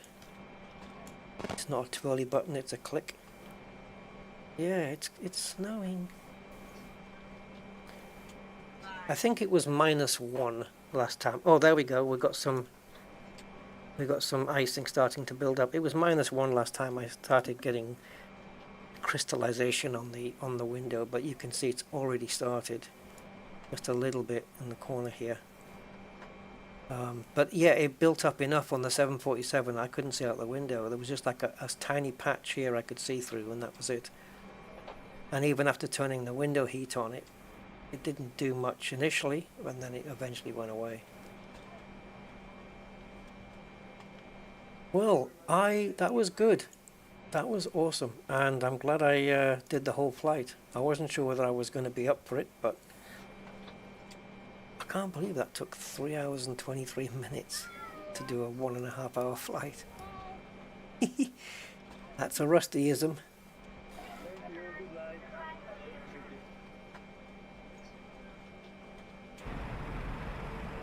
Come on, people, make sure you got your big coats on. It's a lovely plane, isn't it, though? Yeah, so I don't mind giving these not quite study level planes a shot, but I definitely want to try out the Boeing 747, because that's the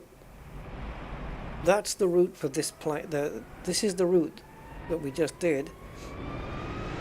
That's for the 747, the official shortest 747 flight at present is the flight we just did. Just so happens that we did it in this plane instead. Coming in or going out? Coming in. Definitely coming in.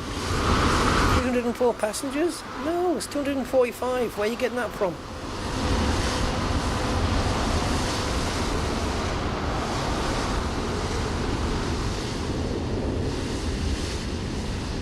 It's amazing watching everybody get off though. It's so cool.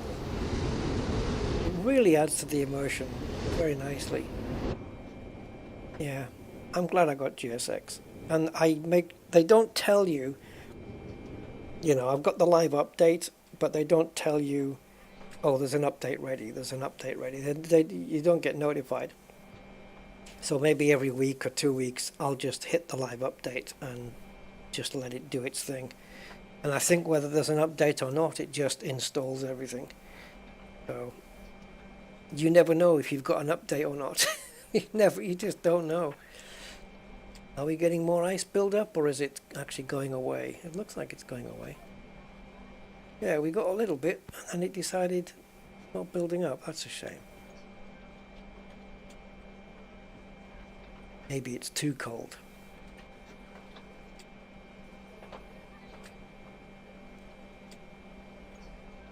Come on, everybody. Right, so yeah, there you go. What time is it now? Okay, 20 to 5 in the morning. Seems about right. Passengers bus is coming. Yeah, that's bus number 2 for the passengers 180 plus. No, 91. 91 plus, yeah. First 90 passengers done.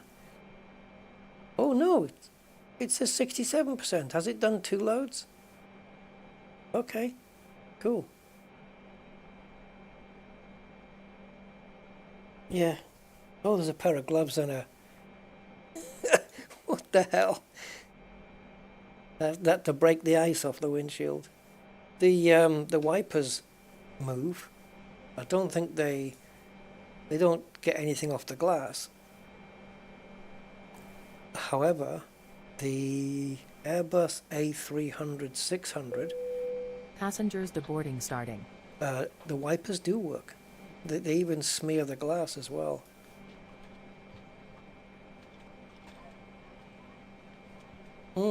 So there you go. I could just leave it right here and be done with it.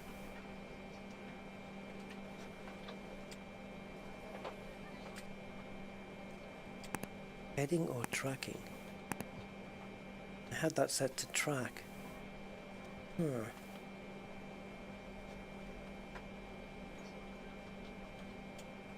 Cool. So what did you guys think? I mean, I enjoyed it. It went a lot smoother than I expected. A couple of little glitches, but I'll know for next time. And like I said, it's my first ever attempt at flying this plane. I've never done a cold and dark with it before. I didn't really follow the checklists. I will though. I'll do a full checklist follow, and then I'll get the proper order and make sure that I do everything. But I did all the basic stuff to get myself off the ground and flying along with the the flight thing and everything. Noting that the ILS did get programmed in on its own, which was cool. And we got it landed really smoothly as well. It was going to do an auto land, but right at the end I took over and manually got it in. And it was nice and smooth, so yeah, really cool. I'll make sure to keep this updated, and in fact I'll show you guys if it'll run. I think it should run. I'll show you guys what's available on the headwind simulations there, so you can see what is possible, and it's all freeware. Let me just pull a window up for you guys and you can see. So it's going to be that one. Alright, so can I make it go full screen? Yeah, I can. Alright, so this is the headwind launcher that I'm using. So headwind planes are here. Horizons planes, which is what we have today, is here. So here we have the Airbus A330-900, which is also a big plane. I haven't tried that one yet either, but if it's anything like the other Airbuses, then it shouldn't be an issue. These are grayed out, so these are not available yet. What they do have is this Sukhoi Superjet as well, which I don't have it installed, but if I did, I would choose the pre-release version. But yeah, I haven't got that one installed yet. I don't want to do too many. And then we've got the livery packages for the Airbus 330-900, and livery packages you can install for the Sukhoi as well. I'm not a particular fan of these. I'd rather just grab them. They look like toothpaste tubes, but I'd rather grab them from proper liveries from flightsim.to, so I probably wouldn't put those packages in anyway. And then if you switch over to the Horizons, you've got the Latin VR Airbus A318, you've got the 19, you've got the A320. These are not the level of Phoenix. They're probably using the fly-by-wire engine, but I don't think they're quite up with the fly-by-wire plane itself. So I would put these planes, unless I'm told otherwise, I would put these planes somewhere between the standard Asobo ones and fly-by-wire. Bus is coming. Somewhere in the middle of the two. And then we've got the 321, which is from this. So yeah, you've got all that range. And the one we're flying right now, which is the 787-9, this is the exact plane we went in. This one, the 10 is not coming yet. Cockpit textures. Oh, I haven't installed those. Experience enhanced realism with a cockpit texture package by Mike. Features meticulously crafted textures, cockpits. Okay, I guess it's got the bits of wear and tear. I haven't even installed this yet, so. And then we've got a livery package, Star Wars. I like the R2D2 nose. But yeah, it's got all of these. Recording starting. So I don't know. Like I said, I don't have any liveries installed for this. There's a British Airways one there. China Eastern, China Southern, cool. Yeah, I could probably give those a go. I don't know what kind of quality they are. This is why I rather get them off flightsim.to, because I know what I'm getting there. But it'd be worth putting them in, taking a look, see what I think. If I'm not into them so much, I can uninstall. The only thing is, you don't get to choose, you know, you've got to put them all in, basically. Documentation, which on the browser takes you to the fly-by-wire site.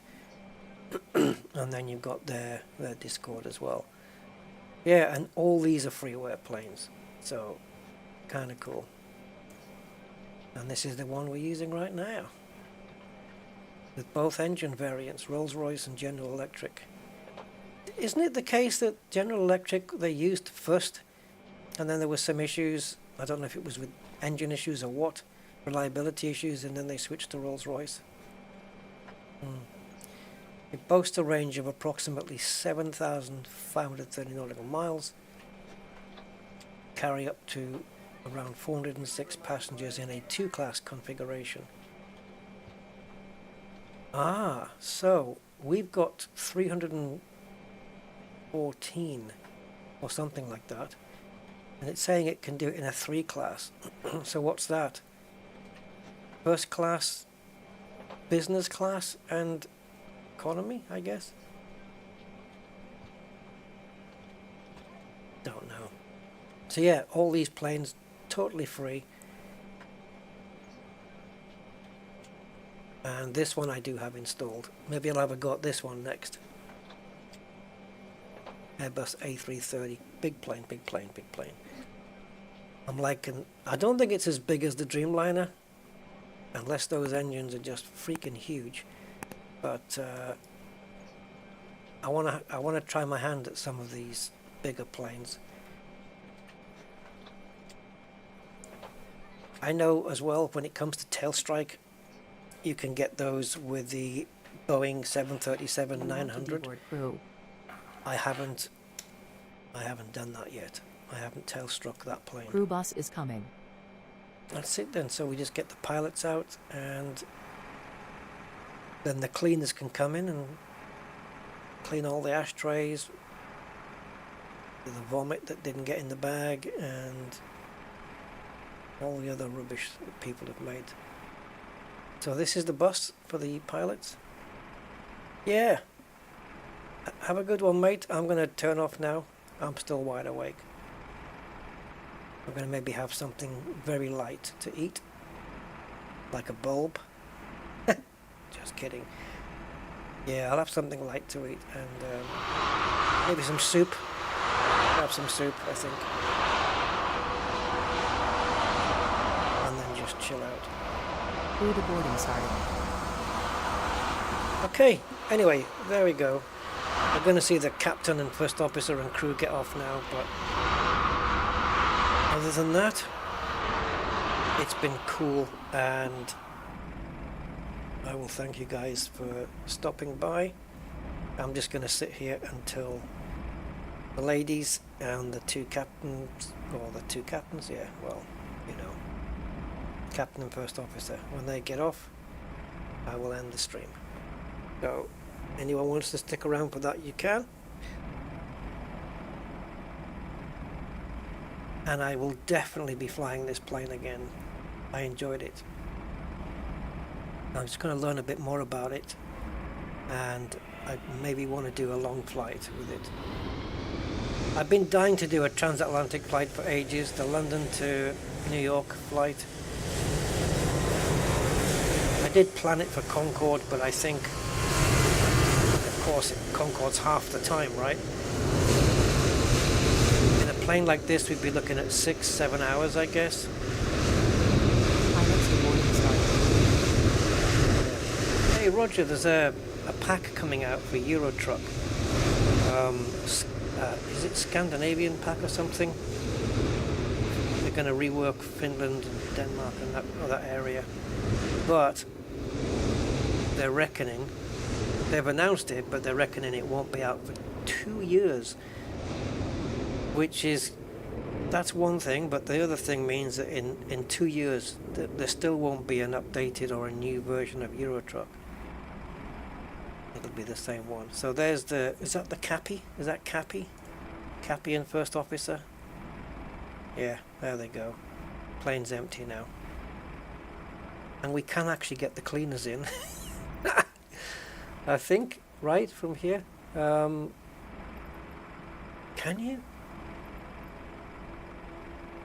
Got refueling for the, if we wanted to go back. Catering.